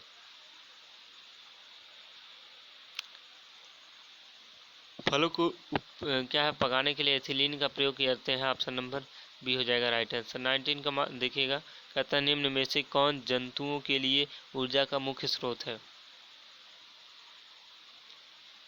तो जंतुओं की बात करें तो अगर आपने ऑप्शन बी चुना ग्लूकोज तो राइट आंसर हो जाएगा। जंतुओं के ऊर्जा के लिए मुख्य स्रोत जो क्या है ग्लूकोज है। 20 की बात करें, ध्यान देखिएगा, कहता है निम्न में से कौन एक जीवाश्म ईंधन नहीं है। जीवाश्म की बात करें तो ऑप्शन नंबर सी हो जाएगा right answer biogas. Next question की बात करें वह गैस जो जीवाश्म नहीं है, कहता है बायोगैस। कहता है निम्न में से किस प्रकार के कोयले में 90% तक कार्बन उपस्थित होता है। क्वेश्चन मोस्ट इंपॉर्टेंट हो, अगर आपने ऑप्शन फर्स्ट चुना एंथ्रेसाइट तो राइट आंसर हो जाएगा। एंथ्रेसाइट क्या है, कार्बन में 90% कार्बन उपस्थित होता है कोयले में। 22 की बात करके कहता है कोयले की किस प्रकार में पेड़ पौधे के पहचाने जा सकने वाले अंश देखे जा सकते हैं। तो यहाँ से अगर आपने ऑप्शन सी चुना है पीठ तो राइट आंसर हो जाएगा। कोयले के पीठ प्रकार में पेड़ पौधे के पहचाने जाने वाले अंश देखे जा सकते हैं। 23 की बात करें, ध्यान देखिए, कहता है निम्न में से किसे काला सोना के नाम से जाना जाता है, ब्लैक गोल्ड के नाम से। तो यहाँ से अगर आपने फर्स्ट सुना कोयला को तो राइट आंसर हो जाएगा। कोयला को क्या है, ब्लैक गोल्ड के नाम से जाना जाता है, काला सोना के नाम से जाना जाता है। पेट्रोलियम का बात करें, कहता है पेट्रोलियम एक मिश्रण है किसका। तो यहाँ से अगर आपने ऑप्शन सी चुना हाइड्रोकार्बन का, तो राइट आंसर पेट्रोलियम जो है हाइड्रोकार्बन का मिश्रण है, option number C the right answer हो जाएगा। 25 की बात करें, ध्यान से देखिएगा। कहता है कि टेट्रा एथिलेड TEL निम्नलिखित में से क्या है, राइट आंसर आपको बताना है। तो TEL की बात करें तो अगर आपने ऑप्शन डी चुना है अब स्फोटन रोधी यौगिक, तो राइट आंसर हो जाएगा एंटीनॉक यौगिक क्या है। नेक्स्ट क्वेश्चन कहता है 26 कहता है बायोगैस का मुख्य घटक क्या है, राइट आंसर आपको बताना है। तो बायोगैस की बात करें तो अगर आपने ऑप्शन बी चुना मेथेन, तो राइट आंसर हो जाएगा बायोगैस का मुख्य घटक जो है मेथेन हो जाएगा, option number be the right answer हो जाएगा। नेक्स्ट कहता है कि जल गैस मिश्रण है किसका। तो जल गैस की बात करें तो अगर आपने ऑप्शन क्या है, ऑप्शन नंबर सी चुना है इसके लिए कार्बन मोनोऑक्साइड व हाइड्रोजन का, तो राइट आंसर कार्बन मोनोऑक्साइड व हाइड्रोजन का क्या है, जल गैस मिश्रण है। 28 की बात करें, ध्यान से कि कहता है ईंधन के प्रति ग्राम से मुक्त ऊर्जा के संदर्भ में सबसे श्रेष्ठ ईंधन है। तो यहाँ से क्या है, अगर आपने ऑप्शन फर्स्ट चुना हाइड्रोजन, तो राइट आंसर ईंधन के प्रति ग्राम से मुक्त ऊर्जा के संदर्भ में जो सबसे श्रेष्ठ ईंधन है हाइड्रोजन हो जाएगा, option number first is the right answer. 29 की बात करें, ध्यान देखिएगा। कहता है कि निम्नलिखित में से कौन सा LPG का प्रमुख घटक है। तो LPG की बात करें तो अगर आपने ऑप्शन डी चुना ब्यूटेन, तो राइट आंसर हो जाएगा LPG का जो प्रमुख घटक है आपका ऑप्शन नंबर डी ब्यूटेन हो जाएगा। 30 की बात करें, कहता है कोयले की खानों में प्रायः विस्फोट करने वाली गैस कौन सी है। तो यहाँ से अगर आपने ऑप्शन डी चुना मेथेन, तो राइट आंसर हो जाएगा क्या है, कोयले की खानों में प्रायः विस्फोट करने वाली जो गैस है मेथेन हो जाएगा CH4 जिसका नाम। यहाँ पे भी सुमेलित करना है, तो यहाँ से देखिएगा सुमेलित कौन होगा। तो यहाँ से क्या है देखते हैं, सुमेलित हम आपको बताते हैं। कहता है CNG क्या है, ध्यान से देखिएगा। CNG आपका है मेथेन और एथेन, ठीक। और कोल गैस की बात करें तो कोल गैस आपका है CnH2n+2, सॉरी ये तो एल्कोहल में आ जाएगा ना। सो कोल गैस क्या है, हाइड्रोजन मीथेन कार्बन मोनोऑक्साइड है। और एल्केन की बात करें तो एल्केन आपका यही है CnH2n+2, और एल्कीन की बात करें CnH2n हो जाएगा, ऑप्शन नंबर यहाँ से B is the right answer हो जाएगा। नेक्स्ट की बात करें, ध्यान से देखिएगा 32 कहता है निम्न में से कौन सा युग्म सुमेलित नहीं है।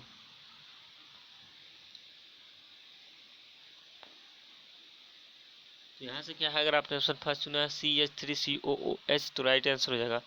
ये तो एसिटिक अम्ल का होता है, फार्मिक अम्ल का ए होता है, प्रोड्यूसर गैस ये होता है, भाप अंगार ए होता है, याद रखिएगा। 33 की बात करके कहता है कथनों पर विचार कीजिए। पहला कथन क्या है, कहता है बेंजीन सबसे सरल एरोमेटिक हाइड्रोकार्बन है। दूसरा TEL का उपयोग अपस्फोनिक रोधी के रूप में किया जाता है। तो यहाँ से अगर आपने ऑप्शन सी चुना है केवल फर्स्ट एंड सेकंड दोनों, तो राइट आंसर दोनों क्या है, ऑप्शन सही है। नेक्स्ट क्वेश्चन तरफ चलते हैं, देखते हैं नेक्स्ट क्वेश्चन क्या है आपका। 1 मिनट बिना ब्रेक लिए बताइए, आपकी वीडियो बना रहे हैं, इतना मेहनत कर रहे हैं, लेकिन आप लोग क्या है वीडियो को छोड़ के चले जा रहे हैं। तो छोड़ दीजिए, मुझे क्या है। कहता फर्स्ट कहता जीवित प्राणियों के शरीर में होने वाली निम्नलिखित में से कौन सी एक क्रिया पाचक प्रक्रिया है। तो यहाँ से अगर आपने ऑप्शन फर्स्ट चुना प्रोटीनों का अमीनो अम्ल में विघटन, तो राइट आंसर हो जाएगा प्रोटीनों का अमीनो अम्ल में विघटन क्या कहलाता है, जीवित प्राणियों के शरीर में होने वाली यही एक प्रक्रिया है जो पाचन प्रक्रिया है। 2 की बात करें, कहता ध्यान से देखिएगा, कहता है कि 2 नंबर क्वेश्चन आपके सामने है। कहता है लार निम्न में से किसके पाचन में सहयोग करती है। तो लार की बात करें तो अगर आपने ऑप्शन फर्स्ट चुना शर्करा, तो राइट आंसर लार जो है शर्करा के पाचन में सहयोग करती है। नेक्स्ट क्वेश्चन कहता है दंत क्षय का मुख्य कारण क्या है, मुख के भीतर होने वाले जीवाणुआ। तो वहाँ से अगर आपने ऑप्शन बी चुना है कार्बोहाइड्रेट के खाद्य करोड़ के मध्य अंतर व्यवहार, तो राइट आंसर। किसी बंदे ने कमेंट किया था, व्हाट्सएप किया था कि आप जीव विज्ञान की क्वेश्चन क्यों डालते हैं, तो जीव विज्ञान से क्वेश्चन आता है, याद रखिएगा। कहता है पित्त रस की शरीर में आवश्यकता है, पित्त रस की शरीर में आवश्यकता कितनी होती है। तो यहाँ से अगर आपने ऑप्शन ए चुना है, क्या है, वसा के पाचन में, तो राइट आंसर है पित्त रस की जो शरीर में आवश्यकता होती है वसा के पाचन में होती है। 5 की बात करें, ध्यान से देखिएगा, कहता मानव शरीर में क्षुद्रांत के 3 संरचनात्मक भागों की लंबाई का कौन सा सही क्रम है।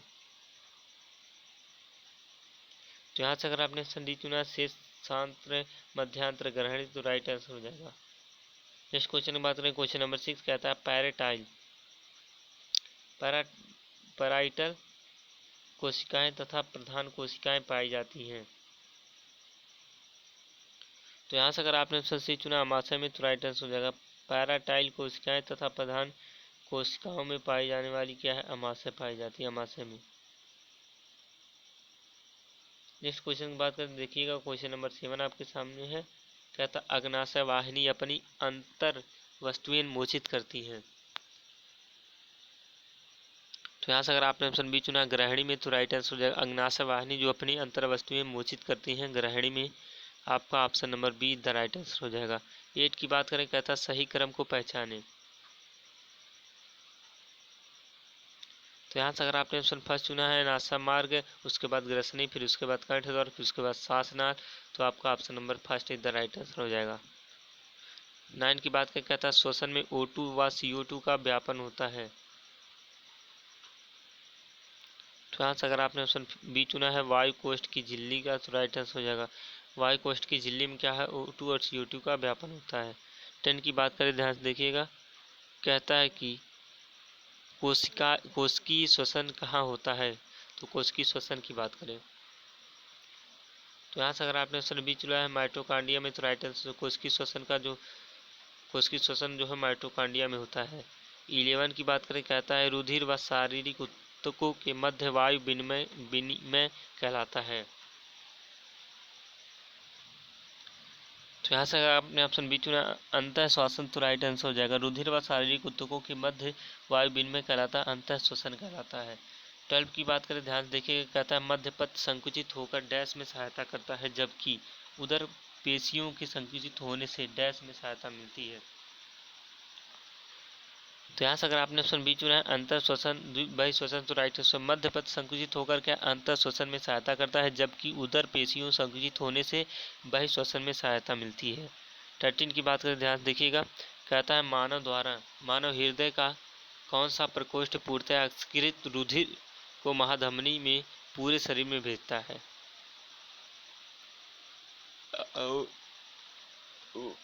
तो यहाँ से अगर आपने डी चुना बायां नीलय, तो राइट आंसर है। बायां नीलय क्या है, मानव हृदय का ऐसा प्रकोष्ठ है जो पूर्णतः क्या है अस्कीकृत रुधिर को महाधमनी में और पूरे शरीर में भेजता है।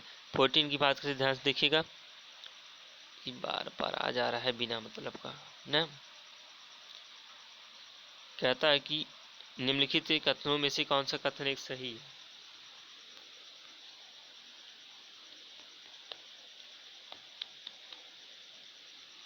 यहाँ से अगर आपने सी चुना फुसफुस धमनी के अलावा बाकी सभी धमनियाँ ऑक्सीजनित रुधिर ले जाती हैं, तो राइट आंसर हो जाएगा। नेक्स्ट की बात करें, 50 नंबर क्वेश्चन आपके सामने है, कहता है निम्नलिखित कथनों में से कौन सा एक हृदय की ध्वनि के संदर्भ में सही है। तो हृदय की ध्वनि की बात करें तो क्या है, अगर आपने सी चुना हृदय की ध्वनियाँ हृदय के वाल्वों की खुलने और बंद होने के कारण होती हैं, तो राइट आंसर हो जाएगा। नेक्स्ट की बात करें, ध्यान देखिएगा, जो जब हृदय धक धक करता है तो वह खुलने और बंद होने की कहता है वयस्क व्यक्ति की हृदय धड़कन दर क्या होती है। तो यहाँ से अगर आपने डी चुना है प्रति मिनट 70 से 80 बार, तो राइट आंसर 1 मिनट में 70 से 80 बार क्या है, वयस्क व्यक्ति की होती है हृदय की धड़कन। 17 की बात करें, कहता है जब एक व्यक्ति वृद्ध हो जाता है तो सामान्यतः उसका रुधिर दाब घट जाता है या बढ़ जाता है, जिसे बोलते हैं ब्लड प्रेशर। तो यहाँ से अगर आपने ऑप्शन बी चुना बढ़ जाता है, तो राइट आंसर हो जाएगा। नेक्स्ट क्वेश्चन की बात करें, ध्यान से देखिएगा, कहता है WBC का बनना तथा RBC का विनाश होना होता है। तो यहाँ से अगर आपने ऑप्शन बी चुना प्लीहा में, तो राइट आंसर WC बनता है और RBC का विनाश होता है प्लीहा में। नेक्स्ट की बात करें, ध्यान से देखिएगा, कहता है 19 नंबर, कहता मानव रुधिर एक श्यान तरल है, इसकी श्यानता का क्या कारण है? तो यहाँ से अगर आपने ऑप्शन डी चुना है रुधिर में आरबीसी तथा डब्ल्यूबीसी, तो राइट आंसर हो जाएगा मानव रुधिर एक श्यान तरल है, इसकी श्यानता का एक कारण जो है रुधिर में आरबीसी और डब्ल्यूबीसी है। ध्यान से देखिएगा, नेक्स्ट क्वेश्चन आपके सामने 20 नंबर क्वेश्चन कहता है रुधिर आधान के बारे में निम्नलिखित कथनों में से कौन सा एक कथन सही है?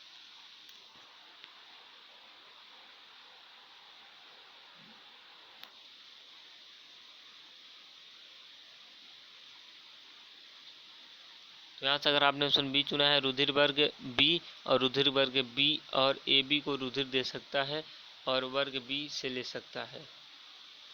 नेक्स्ट के बात करें 21 नंबर क्वेश्चन, ध्यान से देखिएगा, कहता है किस शारीरिक प्रक्रम में थ्राम्बिन का संबंध है? राइट आंसर आपको बताना है। तो यहाँ से अगर आपने ऑप्शन बी चुना है रुधिर जमाव का, तो राइट आंसर हो जाएगा रुधिर जमाव क्या है? शारीरिक प्रक्रम में थ्राम्बिन का संबंध है। 22 की बात करें, ध्यान से देखिए, कहता है गलत युग्म को पहचानिए। तो यहाँ से रेनिन का बात करें तो रेनिन आपकी आँख में होती है ना, तो पेप्सिन पेट में, टाइलिन मुख में और ट्रिप्सिन आंत में होती है, रेनिन की आँख में होती है। ऑप्शन नंबर ए हो जाएगा राइट आंसर। कहता है ब्रिक की निष्पन्द इकाई है, तो ब्रिक की निष्पन्द इकाई क्या है? ऑप्शन नंबर ए हो जाएगा nephron in the right answer. 24 की बात करें, कहता है ब्रिक नलिका में सबसे अधिक क्या अवशोषित होता है? तो यहाँ से अगर आपने सी चुना यूरिया, तो राइट आंसर ब्रिक नलिका में सबसे ज़्यादा जो अधिक अवशोषित होता है यूरिया होगा। Option number C is the right answer. 25 की बात करें, कहता है यकृत से निकले रुधिर में किसकी मात्रा अधिक होती है? तो यहाँ से अगर आपने फर्स्ट चुना यूरिया की, तो राइट आंसर यकृत से निकलने वाले रुधिर में जो है यूरिया की मात्रा सबसे अधिक होती है। 26 की बात करें, ध्यान देखिएगा, सॉरी 26 की बात करें, कहता है पसीने में मुख्यतः क्या निकलता है? राइट आंसर आपको बताना है। तो यहाँ से क्या है, अगर आपने ऑप्शन फर्स्ट चुना है जल जल एवं NaCl, तो राइट आंसर हो जाएगा क्या है? पसीने में मुख्यतः जल एवं NaCl निकलता है। 27 की बात करें, ध्यान देखिएगा, कहता है कि निम्नलिखित में से कौन सा पदार्थ समानतया स्थितियों की किसी स्वस्थ व्यक्ति के मूत्र में कभी उत्सर्जित नहीं होती? यहाँ से अगर आपने ऑप्शन सी चुना अमीनो अम्ल, तो राइट आंसर हो जाएगा। याद रखिएगा, मूत्र में कभी भी अमीनो अम्ल उत्सर्जित नहीं होती है। 28 की बात करें, कहता वयस्क मानव में होती है। तो वयस्क मानव की बात करें तो क्या है, अगर आपने ऑप्शन बी चुना है 206 हड्डियां, तो राइट आंसर 206 अस्थियां होती हैं वयस्क मानव में। 29 की बात करें, ध्यान से देखिएगा, कहता है तंत्रिका कोशिका में निम्न उपस्थित होता है, निम्न में। तो यहाँ से अगर आपने ऑप्शन डी चुना ये सभी, तो राइट आंसर तंत्रिका कोशिका में जो है ये सभी उपस्थित होते हैं। कोशिका द्रव्य, कोशिकांग, डेंड्राइट्स। 30 नंबर क्वेश्चन ध्यान से देखिएगा, कहता है मानव में मस्तिष्क का कौन सा भाग सूक्ष्म चलन नियंत्रित करता है, शरीर के संतुलन एवं साम्य तथा पेशी टोन को संबंधित करता है, संधारित करता है? तो यहाँ से अगर आपने सी चुना है अनुमस्तिष्क, तो राइट आंसर हो जाएगा मानव में मस्तिष्क का अनुमस्तिष्क भाग वह है जो सूक्ष्म चलन नियंत्रित करता है और शरीर के संतुलन एवं साम्य तथा पेशी टोन को संधारित करता है। 31 की बात करें, ध्यान से देखिएगा, कहता मानव मस्तिष्क के निम्नलिखित भागों में से कौन सा एक निगरण और उल्टी का नियमन केंद्र है? तो यहाँ से अगर आपने सी चुना है मेड्यूला ऑब्लोगेंटा, तो राइट आंसर मानव मस्तिष्क में क्या है? मेड्यूला ऑब्लोगेंटा है निगरण और उल्टी का नियमन केंद्र है। 32 की बात करें, ध्यान देखिए, कहता नेत्रदान में नेत्र का कौन सा भाग दिया जाता है? तो यहाँ से अगर आपने ऑप्शन सी चुना है कार्निया, तो राइट आंसर नेत्रदान में नेत्र का कार्निया वाला भाग दिया जाता है। 33 की बात करें, कहता है कौन सी ग्रंथ को मास्टर ग्रंथि के नाम से जाना जाता है? तो मास्टर ग्रंथ की बात करें तो अगर आपने ऑप्शन सी चुना पित्तुरति, तो राइट आंसर पित्तुरति को क्या है? मास्टर ग्रंथ के नाम से जाना जाता है।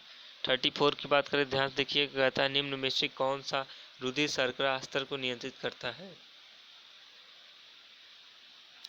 तो यहाँ से अगर आपने ऑप्शन फर्स्ट चुना लैंगर हेंस की द्वीपिकाएं, तो राइट आंसर हो जाएगा। लैंगर हेंस की द्वीपिकाएं क्या है, रुधिर शर्करा स्तर को नियंत्रित करती हैं। 35 की बात करें, कहता है स्त्रियों में किस अंग को डिम्ब कहते हैं। तो यहाँ से अगर आपने सी चुना है गर्भाशय को, तो राइट आंसर हो जाएगा। स्त्रियों में क्या है, गर्भाशय को डिम्ब कहते हैं। Option number C the right answer हो जाएगा। 36 बात करें, कहता है मानव में निषेचन प्रक्रिया कहाँ संपन्न होती है। तो निषेचन की बात करें, तो अगर आपने ऑप्शन बी चुना है कलसिका में, तो राइट आंसर हो जाएगा। कलसिका में क्या है, निषेचन प्रक्रिया संपन्न होती है। 37 की बात करें, कहता है नर तथा मादा युग्मक होते हैं।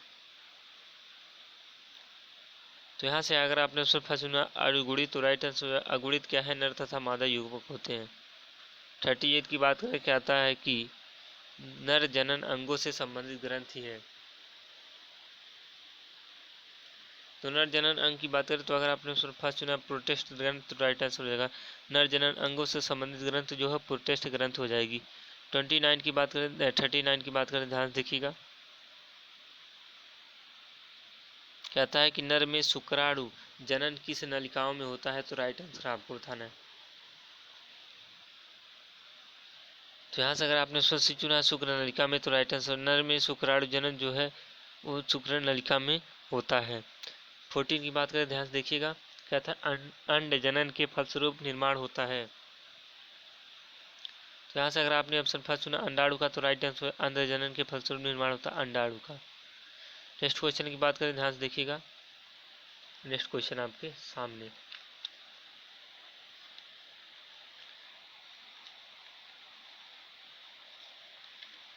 नेक्स्ट क्वेश्चन आपके सामने, ध्यान से देखिएगा। सारे क्वेश्चन इंपॉर्टेंट आपको पता है, ध्यान से देखिएगा।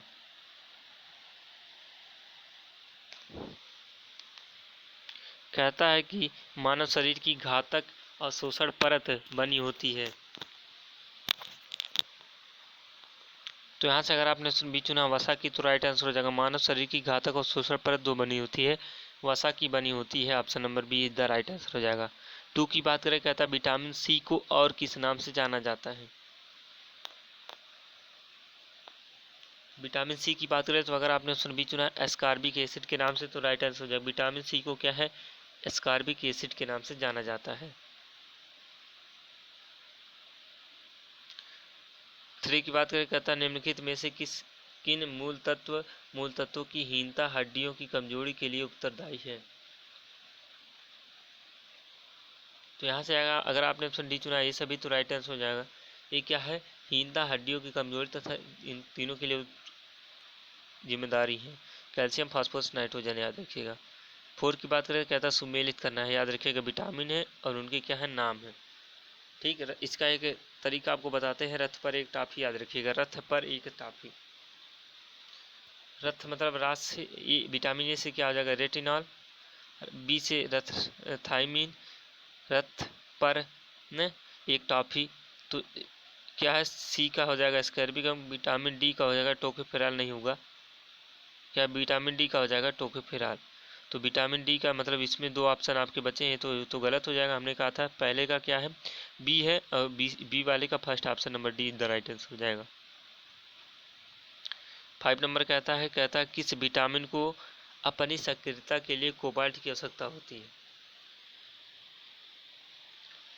तो यहाँ से अगर आपने फर्स्ट चुना है विटामिन B12 को, तो राइट आंसर है। विटामिन B12 को क्या अपनी सक्रियता के लिए कोबाल्ट की आवश्यकता होती है। नेक्स्ट की बात करें, ध्यान से देखिएगा। नेक्स्ट क्वेश्चन आपके सामने 6 नंबर, कहाँ गया भैया ये बटन चार्ज नहीं, और ये चार्ज ही नहीं हो रहा। देखिएगा ध्यान से। कहता है कि सूची को सुमेलित कीजिए, तो यहाँ सुमेलित करना है। तो ध्यान से देखिएगा, अगर आपने फर्स्ट चुना है, ध्यान से देखिएगा। आयोडीन जो है आपको पता होना चाहिए क्या है, थायरॉक्सिन का निर्माण होता है। तो बी की बात करें, ध्यान से देखिएगा। कहता है आयरन, आयरन आपको पता होना चाहिए हीमोग्लोबिन का निर्माण। और कैल्शियम क्या है, पेशी संकुचन हो जाएगा। Option number is the right answer. Seven की बात करें, ध्यान देखिए, कहता है निम्न में से कौन से वनस्पति तेल में आवश्यक वसी अम्ल नहीं होते।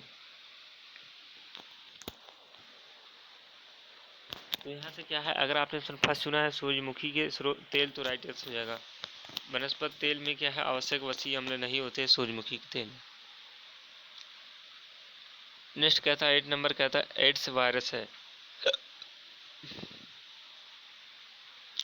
तो यहाँ से अगर आपने ऑप्शन बी चुना रिट्रोवायरस, तो राइट आंसर होगा। रिट्रोवायरस क्या है, एड्स वायरस है। 9 की बात करें, कहता है निम्न में से कौन से एक कारण से एड्स फैलता है। तो यहाँ से क्या है, अगर आपने ऑप्शन फर्स्ट चुना है संक्रमित सुइयों तथा इंजेक्शनों द्वारा, तो राइट आंसर हो जाएगा। संक्रमित सुइयों तथा इंजेक्शनों द्वारा क्या है, एड्स फैलता है। नेक्स्ट क्वेश्चन की बात करें, ध्यान देखिएगा 10 नंबर आपके क्वेश्चन सामने। कहता है कि इनमें से कौन सा टेस्ट एड्स हेतु नहीं है। तो यहाँ से अगर आपने ऑप्शन बी चुना है बीडॉल टेस्ट, तो राइट आंसर। बीडॉल टेस्ट क्या है, एड्स से संबंधित नहीं है, बल्कि सारे टेस्ट क्या है, आपके संबंधित है। नेक्स्ट की बात करें, ध्यान से देखिएगा, कहता है कि वायरस जनित रोग हैं। तो वायरस जनित रोग कौन से हैं, राइट आंसर आपको बताना है। तो यहाँ से अगर आपने ऑप्शन डी चुना हेपेटाइटिस, तो राइट आंसर हो जाएगा। वायरस जनित रोग है जो हेपेटाइटिस हो जाएगा, ऑप्शन नंबर डी। नेक्स्ट कहता है हेपेटाइटिस बी का आनुवंशिक पदार्थ होता है। तो यहाँ से अगर आपने ऑप्शन फर्स्ट चुना वृत्ताकार द्विसूत्री डीएनए, तो राइट आंसर हो जाएगा। हेपेटाइटिस बी का आनुवंशिक पदार्थ जो होता है वृत्ताकार द्विसूत्री डीएनए होता है। 13 की बात करें, कहता है किस रोग का विषाणु सबसे छोटा होता है। तो यहाँ से अगर आपने क्या है, अगर आपने ऑप्शन फर्स्ट चुना है पोलियोमाइलिटिस का, तो राइट आंसर हो जाएगा। पोलियोमाइलिटिस का क्या है, जो रोग विषाणु हेतु सबसे छोटा होता है। 14 की बात करके कहता है पोलियो के टीके का निर्माण सर्वप्रथम किसके द्वारा किया गया था। तो पोलियो की टीके की बात करें, तो अगर आपने ऑप्शन क्या है फर्स्ट की बात की है जे साल के द्वारा, तो राइट आंसर हो जाएगा। पोलियो की टीके की जो खोज की थी जे साल के ने की थी। नेक्स्ट की बात करें, देखिएगा 50 नंबर क्वेश्चन कहता है पोलियो विषाणु का संक्रमण होता है। तो यहाँ से अगर आपने ऑप्शन क्या है सी चुना है भोजन तथा जल के संदूषण से, तो राइट आंसर हो जाएगा।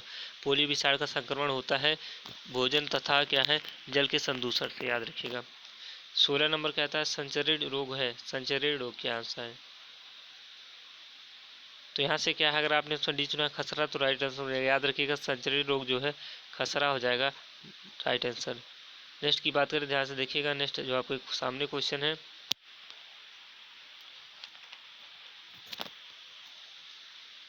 नेक्स्ट क्वेश्चन कहता है हाइड्रोफोबिया या रेबीज रोगजनक है। तो यहाँ से अगर आपने ऑप्शन बी चुना है विषाणु का, तो राइट आंसर हो जाएगा। हाइड्रोफोबिया और क्या है रेबीज क्या है, विषाणु के हैं आपके रोग। 18 की बात करें, कहता है चेचक का रोगजनक है। तो यहाँ से अगर आपने ऑप्शन फर्स्ट चुना है बेरियोला वायरस, तो राइट आंसर हो जाएगा। चेचक का रोगजनक जो है बेरियोला वायरस है। 19 की बात करें, कहता है रूबेला वायरस के कारण कौन सा रोग होता है। तो यहाँ से अगर आपने ऑप्शन बी चुना खसरा, तो राइट आंसर। रूबेला वायरस के कारण क्या है, खसरा रोग होता है, option number be the right answer हो जाएगा।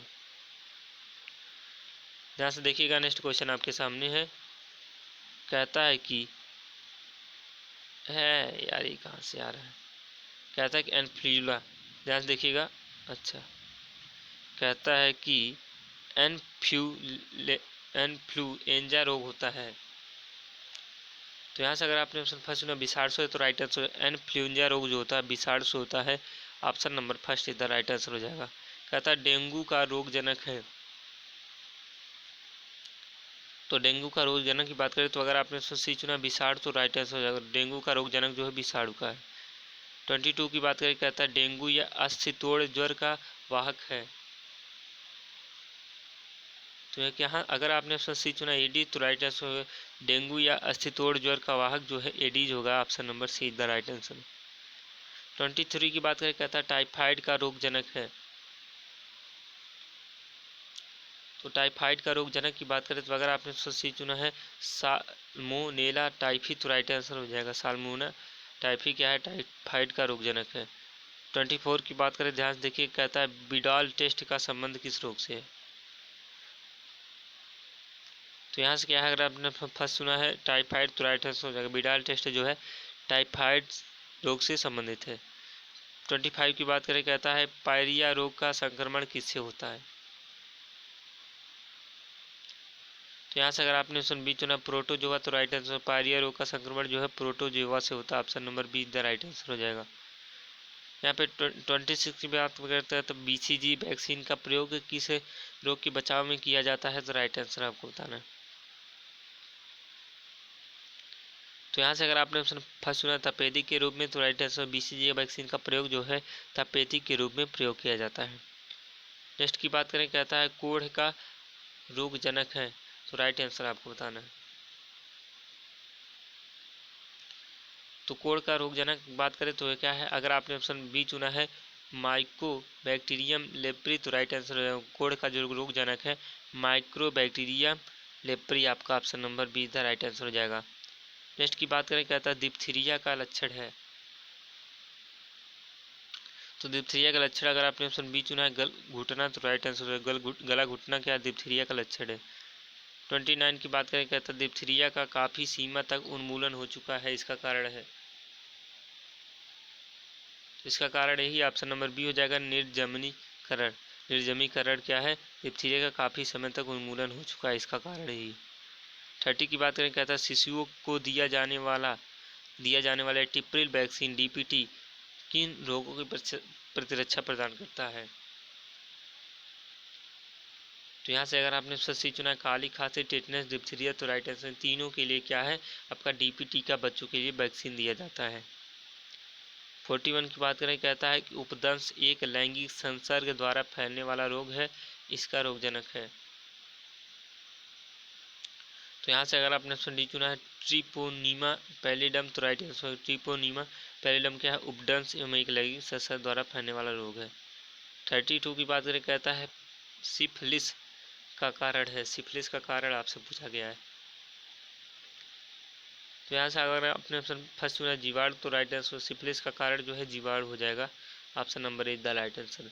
33 की बात कहता है निसेरिया गोनोरी द्वारा उत्पन्न रोग है।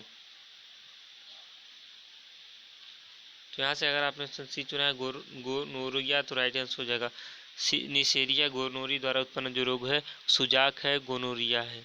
34 की बात करें ध्यान से देखिएगा, कहता है अमीबी पेचिस का रोगजनक है। तो यहाँ से अमीबी पेचिस का रोगजनक अगर आपने सी चुना एंटी अमीबा तो राइट आंसर हो जाएगा। 35 नंबर देखते हैं, कहता है कि मलेरिया के लिए सबसे अधिक प्रमाणिक औषधि है। तो यहाँ से अगर आपने ऑप्शन बी चुना है कूनैन तो राइट आंसर। मलेरिया के लिए सर्वाधिक प्रमाणिक औषध जो है कूनैन हो जाएगा, option number be the right answer. 36 की बात करें ध्यान से देखिए, कहता है काला अजार किसके द्वारा होता है। तो काला अजार की बात करें तो अगर आपने ऑप्शन बी चुना है लिस्मानिया तो राइट आंसर हो जाएगा। काला अजार जो है लिस्मानिया से होता है। 37 की बात करें ध्यान से देखिएगा, कहता है कि काला अजार का वाहक है। तो यहाँ से अगर आपने ऑप्शन बी चुना है बाल मक्खी तो राइट आंसर। काला अजार का जो वाहक है बालू मक्खी हो जाएगा, option number be the right answer. 38 की बात करें, कहता है ट्रिपैनोसोमा द्वारा निद्रा रोग उत्पन्न होता है या मानव पाया जाता है। तो यहाँ से अगर आपने ऑप्शन डी चुना है प्लाज्मा वसेरी ब्रोस्पाइनल में तो राइट आंसर हो जाएगा। 39 की बात करें ध्यान से देखिएगा, कहता है कि एस्केरिस का संक्रमण होता है। तो यदि आपने ऑप्शन बी चुना है संदूषित जल व खाद्य से तो राइट आंसर हो जाएगा। एस्केरिक संक्रमण होता है संदूषित जल व खाद्य से। 14 की बात करें ध्यान से देखिएगा, कहता है फाइलेरिया डेंगू मलेरिया पीत ज्वर आदि का वाहक पोषी है। तो यहाँ से अगर आपने ऑप्शन डी चुना है घरेलू मक्खी तो राइट आंसर हो जाएगा। क्या हो जाएगा, घरेलू मक्खी आपका राइट आंसर हो जाएगा। नेक्स्ट क्वेश्चन की बात करें ध्यान से देखिएगा, 41 कहता है डेंगू व हाथी पांव का वाहक है। तो यहाँ से अगर आपने ऑप्शन फर्स्ट चुना एडीज तो राइट आंसर हो जाएगा। डेंगू व हाथी पाक का वाहक है Aedes, option number first is the right answer हो जाएगा। 42 की बात करें, कहता है माइक्रोस्पोरम नामक रोगाणु जो मानव में दाद नामक रोग उत्पन्न करते हैं हेतु उत्तरदायी है उसी जगत का जिस जगत से संबंधित है। तो यहाँ से क्या है, अगर आपने ऑप्शन सी चुना है राइजोपस एक कवक तो राइट आंसर हो जाएगा। नेक्स्ट क्वेश्चन की बात करें, ध्यान से देखिएगा, कैंसर की बात करते हैं। 43 नंबर कहता है कैंसर है। तो यहाँ से अगर आपने ऑप्शन बी चुना उत्तक का अनियंत्रित विभाजन तो राइट आंसर हो जाएगा। नेक्स्ट तरफ चलते हैं, देखिएगा नेक्स्ट जो आपका है क्या है, निम्नलिखित में से कौन एक द्रव्यमान की इकाई नहीं है। आपकी इकाई से है, याद रखिए यहाँ से कि आपके एग्जाम में क्वेश्चन बजेंगे। तो द्रव्यमान की इकाई की बात करें तो यहाँ से अगर आपने ऑप्शन डी चुना है डाइन तो राइट आंसर हो जाएगा। डाइन क्या है, द्रव्यमान की इकाई नहीं है। नेक्स्ट की बात करें, कहता है बल का मात्रक होता है तो बल का मात्रक आपको बताना है, राइट आंसर। तो यहाँ से अगर आपने ऑप्शन फर्स्ट चुना है किलोग्राम मीटर पर सेकेंड स्क्वायर तो राइट आंसर हो जाएगा। नेक्स्ट की बात करें, ध्यान से देखिए, कहता है फैरेड जिसका मात्रक है। तो फैरेड की बात करें तो क्या है, अगर आपने ऑप्शन सी चुना धारिता का तो राइट आंसर हो जाएगा। फैरेड जो है धारिता का मात्रक है, याद रखिएगा। 4 की बात करें, कहता है ऊष्मा के यांत्रिक तुल्यांक का मात्रक है। तो ऊष्मा के यांत्रिक तुल्यांक की बात करें तो यहाँ से क्या है, अगर आपने ऑप्शन फर्स्ट चुना जूल प्रति कैलोरी तो राइट आंसर हो जाएगा। ऊष्मा के यांत्रिक तुल्यांक का जो मात्रक होता है जूल प्रति कैलोरी होता है। 5 की बात करें, कहता है बल का एसआई मात्रक क्या होता है। सारे क्वेश्चन इंपॉर्टेंट है, याद रखिएगा। तो बल की बात करें तो अगर आपने ऑप्शन फर्स्ट चुना न्यूटन तो राइट आंसर हो जाएगा। बल का एसआई मात्रक क्या होता है, न्यूटन होता है। नेक्स्ट की बात करें, कहता है दाब का एसआई मात्रक क्या होता है। तो दाब का भी आपको पता होना चाहिए, ऑप्शन नंबर बी पास्कल होता है। और प्रतिरोध का मात्रक पता होना चाहिए। देखिए सारे मात्रक आपके इम्पॉर्टेंट हैं। तो यहाँ से अगर आपने फर्स्ट चुना ओम का तो राइट आंसर होगा। प्रतिरोध का मात्रक क्या है, ओम है। नेक्स्ट की बात करें, क्या ध्यान से देखिएगा, कहता है पूरक मात्रक का उदाहरण है। तो यहाँ से आपने ऑप्शन सी चुना है घन कोण तो राइट आंसर होगा। पूरक क्या है, घन कोण का उदाहरण है। नेक्स्ट बात करें क्वेश्चन नंबर 9, कहता है निम्न में से किस प्रणाली में विद्युत धारा का मात्रक एम्पीयर होता है।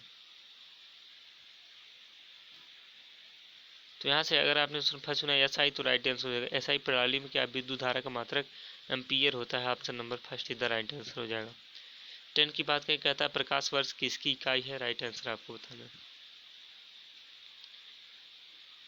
तो सारे क्वेश्चन इंपॉर्टेंट है, ये भी पूछा गया है प्रकाश वर्ष। तो यहाँ से आपने ऑप्शन बी चुना है अगर खगोलीय दूरी की तो राइट आंसर खगोलीय दूरी का क्या है, प्रकाश वर्ष मात्रक है।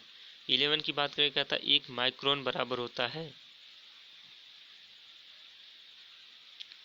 तो क्या है, अगर आपने ऑप्शन सी चुना है 0.001 मिलीमीटर तो राइट आंसर। 1 माइक्रो बराबर क्या होता है, 0.01 मिलीमीटर होता है। 12 की बात करें, कहता है एक खगोलीय मात्रक यू का मान क्या होता है। तो खगोलीय मात्रक की बात करें तो क्या है, अगर आपने ऑप्शन बी चुना 1.5 गुणे 10 की पावर 11 मीटर तो राइट आंसर हो जाएगा। एक खगोलीय मात्रक बराबर होता है 1.5 गुणे 10 की पावर 11 मीटर हो जाएगा आपका राइट आंसर। 13 की बात करें, कहता है 2 गुणे 10 की पावर -7 मीटर का मान एक्स्ट्राम में होगा। तो एक्स्ट्राम के चेंज करने के लिए क्या हो जाएगा, 2 गुणे 10 की पावर -7 है तो 10 की पावर 10 से गुणा कर देते हैं। गुणा में घातें जुड़ती हैं तो आपको पता होना चाहिए 10 में से 7 जाएगा 3, मतलब 2 की घात 3 मतलब 2000 आपका एक्स्ट्राम होगा। Option number B right answer. 14 की बात करें, ध्यान से देखिएगा, कहता है पार्सेक मात्रक है। देख लीजिए सारे क्वेश्चन इंपॉर्टेंट है आपके एग्जाम में व्यू से। तो यहाँ से अगर आपने ऑप्शन बी चुना है दूरी का तो राइट आंसर पार्सेक मात्रक है दूरी का, याद रखिएगा। नेक्स्ट क्या है, हर्ट्ज क्या मापने की यूनिट है। राइट आंसर आपको बताने। तो यहाँ से अगर आपने ऑप्शन फर्स्ट चुना तरंगों की आवृत्ति तो राइट आंसर तरंगों का आवृत्ति से क्या हर्ट्ज मापा जाता है। 16 की बात करें, कहता है लंबाई की न्यूनतम इकाई है। तो लंबाई की बात करें तो क्या है, फर्मी मीटर आपका ऑप्शन नंबर डी हो जाएगा राइट आंसर।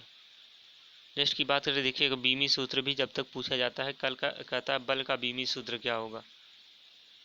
तो अभी आपने पढ़ा M L T minus inverse, option number C हो जाएगा, क्योंकि यम क्या है, किलोग्राम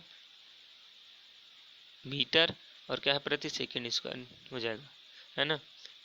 ऑप्शन नंबर क्या होने वाला, 17 का सी होने वाला राइट आंसर। नेक्स्ट की बात करें, ध्यान से देखिएगा, कहता है शक्ति का बीमी सूत्र क्या है, पावर की बात की। सब क्वेश्चन इंपॉर्टेंट है आपकी एग्जाम अभी से। तो यहाँ से अगर आपने ऑप्शन फर्स्ट चुना है ml² टी की पावर -3 तो राइट आंसर हो जाएगा। 19 की नंबर बात करें, कहता है निम्न में से कौन सा सदिश मात्रक नहीं है। ये भी क्वेश्चन पूछा जाता है आपके एग्जाम में, सदिश अदिश राशियाँ। तो सदिश की बात करें तो क्या है, अगर आपने ऑप्शन ये चुना विस्थापन तो राइट आंसर हो जाएगा। विस्थापन सदिश नहीं बल्कि बल, आघूर्ण, आवेश, गति क्या है, सदिश राशियाँ हैं। ऑप्शन नंबर हो जाएगा ये इधर राइट आंसर में। 20 की बात करें, कहता है निम्न में अदिश राशि हैं, तो अदिश राशि आपको पता होना चाहिए कौन कौन सी हैं, है ना। तो अदिश राशियाँ आपकी ताप है, याद रखिएगा। अदिश राशि क्या है, ताप है।